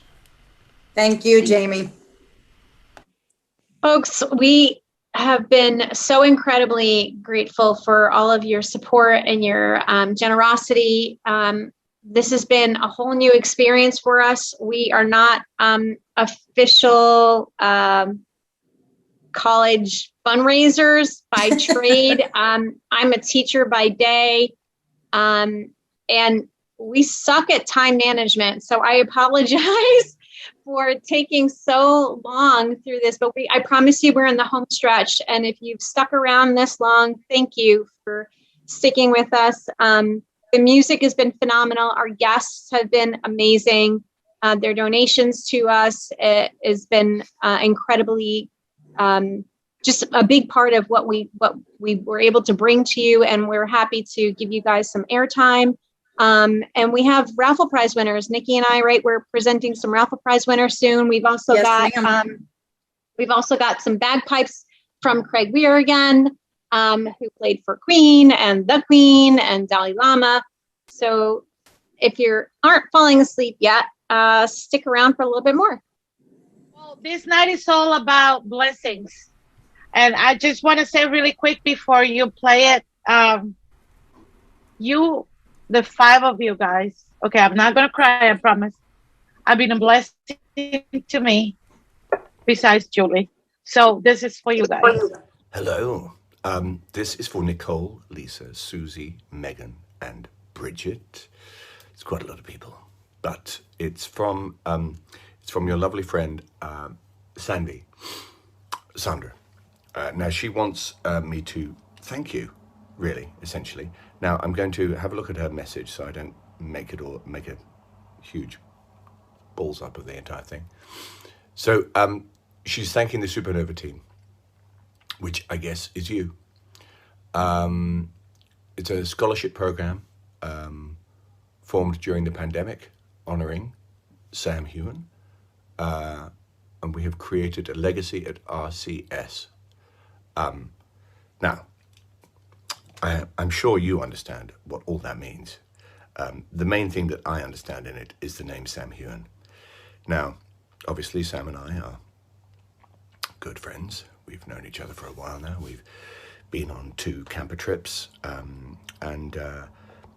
mean, I wouldn't say that it's the main reason that I've needed therapy, but it's certainly a huge deciding factor. Lovely man, and I'm glad that you're honouring him. I am considering, I haven't decided yet, I'm considering enrolling in a witness protection program to keep safe from him, but that has yet to be decided. Nevertheless, I am very impressed by whatever your team has done. This is great. Supernova. Is that anything to do with the convention, Supernova? Not sure. But anyway, let me know if I've got any of this correct. But the main thing is, Sambi really wants me to send you a huge thank you and a message of appreciation for everything you've done. So from me and from wee Dougal, who is currently locked in my cupboard, he's been misbehaving. Culloden, it's quite a difficult period for him.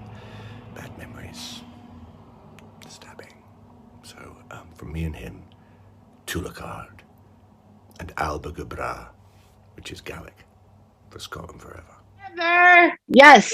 Sandra. Sandra, thank you. Thank you, Thank Sandra. you. That was Scotland forever. Scotland forever. I tell you.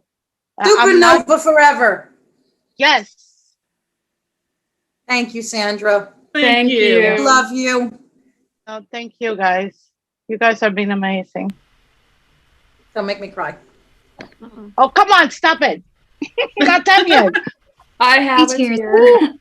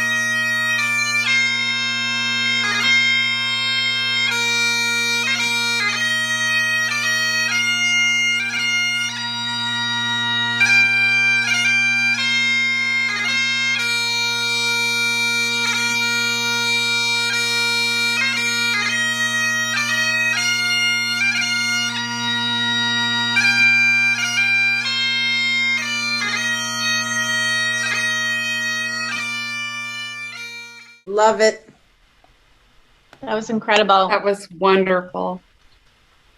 Can't go wrong with the bagpipes, right? Absolutely. Nope. Absolutely. No, never. And that's a great intro to our final list of raffle prize winners. And then if you're sticking with us for the last bit of this celebration tonight, we've got something really wonderful planned. Yep. Don't leave. So leave. Nikki and I are going to try really hard not to butcher your names. We'll do our best, but we've got some more winners for our raffle prize. Nikki, you want to start us off? Sure. I first have, where is it? My list just disappeared, so you start, please. Very well. Mary Wilson. Margaret Rempe. Namelia Hampro. Pamela Smith. Rianne Pivaro. Rebecca Gutierrez. Rebecca Hall. Yeah. Renee Marquette. Susan Holder. Teresa Fern. Uta Dick. And Vicki Simmons. Congratulations. Congratulations. Congratulations, ladies. Congratulations. And Nikki, in your spare time, I think you managed to bake a birthday cake for the birthday boy because after all, it is his 41st birthday. I did. And we all know that his favorite birthday cake is pineapple upside down. But this one is special because it's so drunk on Sassenach, it's upside down. So wait, he has the special cake with his special drink. That's right. Right. Special treat. Okay, so what would a birthday party be? Well, first of all, this is mostly, honestly, if you see my little background there. Love your background. Beautiful. This is a celebration for you, our donors, because really, this wouldn't be happening without you. You've all truly been amazing in your support and just your love for us. Like, you really have gotten behind us on this, and I'm going to start getting emotional.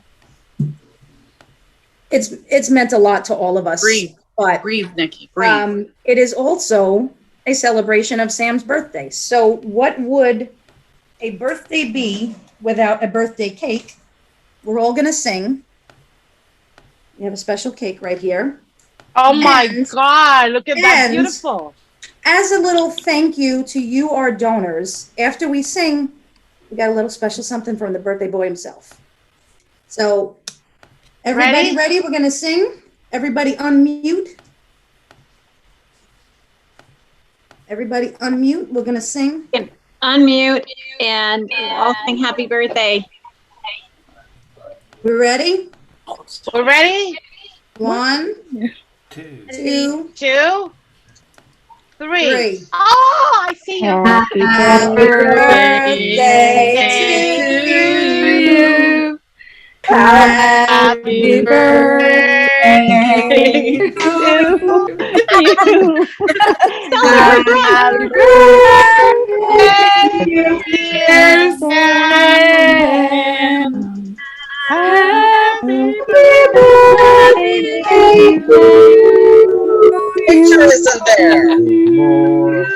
Okay. Okay. But first, before we Yeah, go to my the next, name. We have a before we go special to- little surprise No. from the But- birthday boy. What? We have a Yeah. special little surprise Hold on, from the Sandra has birthday something boy. to. But wait, don't we supposed to ask? We're supposed to ask everybody to be Oh, what? there. Yes, guys, listen. Sam did a huge thing for us, and it was specifically for Supernova. So if we Really? specifically for Supernova, so please do not share this video outside of Supernova. Okay, everybody cool with that? Cool. Oh, we're not gonna ever get Did us him a again. huge favor. So this is just for Supernova. Hello there. I just want to say a huge thank you to everyone that's been involved with the Supernova legacy. That is Bridget, Megan, Nicole, Lisa, Susan, and Sandra. You guys, you helped create a legacy for students, potential students at the Royal Conservatoire of Scotland. It's where I trained as an actor.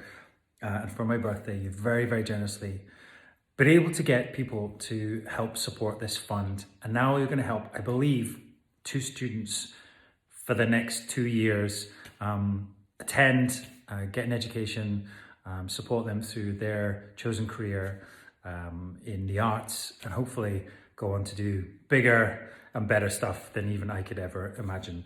But it is so generous of everyone that has donated to this amazing establishment. The Royal Conservatoire is obviously where I started and trained as an actor, and it is actually fortuitous because at the same time I've been working on something with the RCS myself, so more news of that to come soon. But to each and every one of you that contributed for my birthday, can't thank you enough, and I know that the students will be really happy as well. So from me, from the RCS, huge thank you, and hopefully their star will keep shining as well. Thanks guys, appreciate it. You've made my birthday. Yes, we made his birthday. We made his birthday, guys. You guys helped us make his birthday, so thank you. That was our thank you to you. Okay. And thank you to Julie because she made the magic happen. Without Julie, it Thank would you never so happen much, without Julie. Thank You you. know, you worry. I just had to keep hassling him. Get you over, Sam. Oh, yes, I'll do it today. Good. No, all good. No, he was really happy to help, guys. So he did it because he was so thankful. Oh, thank you. Incredible, And incredible. He's an incredible actor, but his math was a little bit off. No. Yeah. A little bit. He said 2. He sent it to me and he said, I hope this is okay. And I was like, I thought that's not right. And I thought, you know what? I'm not going to start hassling. It took me long enough to get that. So he's a wonderful person, but he needs a lot of chasing, does Sam. So, yeah.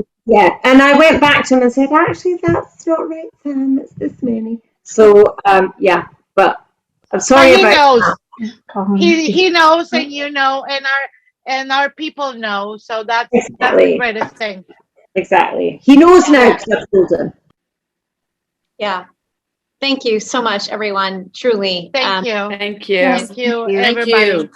Thank you for making our first year incredible. I don't know how we're going to top ourselves, but we're going to try. So please make sure everybody stays tuned to Supernova and all our social media pages, because we will be coming back next fall, starting earlier next year. No, this year, sorry. This year. Make This sure you year. pay attention. This year. This year, yes, sorry. Yeah. We will be back. And we got good things in store. So stay tuned. Thank you. Thank you all. Thank you guys so Thank you, much. everybody. Thank you, Thanks, everyone. guys. Thank Great you, job. everybody. Everyone, thank you. Hey, Now we have to show our t-shirts. Oh, Right yes. off. Where's mine? Don't forget to take your shots and Thank put you, them ladies. on Facebook. Put them on Yes. Twitter. Please send us your pictures. Yes, everybody Give me a send us pictures cocktail, of send us a your meals, picture. your cocktails, everything. A big shout out to the Sassy Sassenachs. Instead of Love you guys. instead of superstars.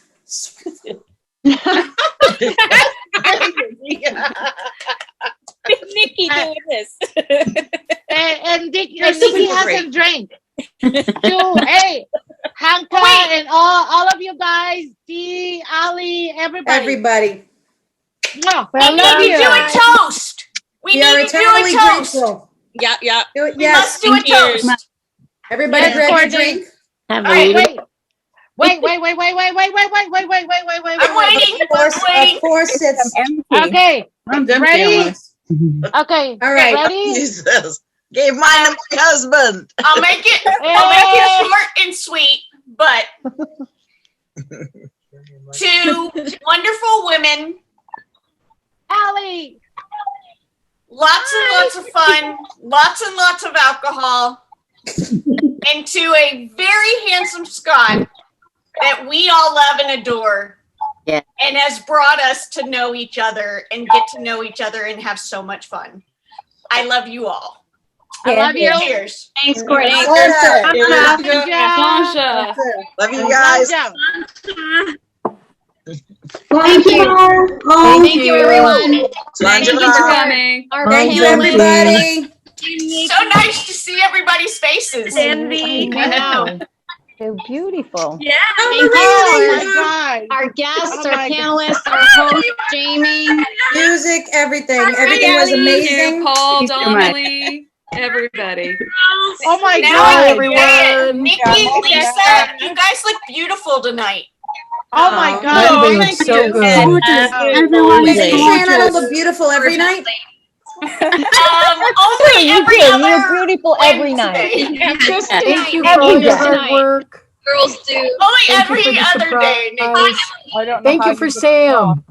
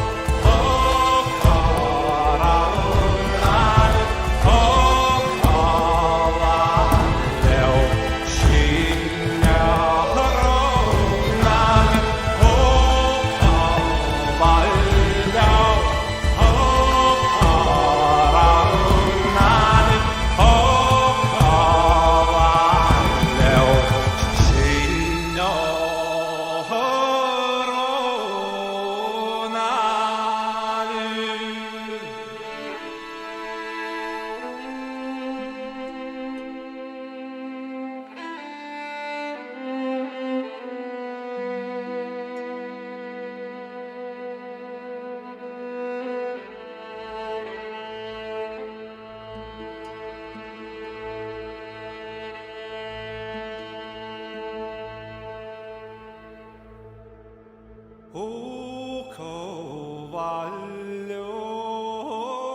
caravana, o cavallo, signorona, mogs wat in smidus, smor me hoens, mag jou gade, aan een goede mimre, onze hinne goe, ik wou raar.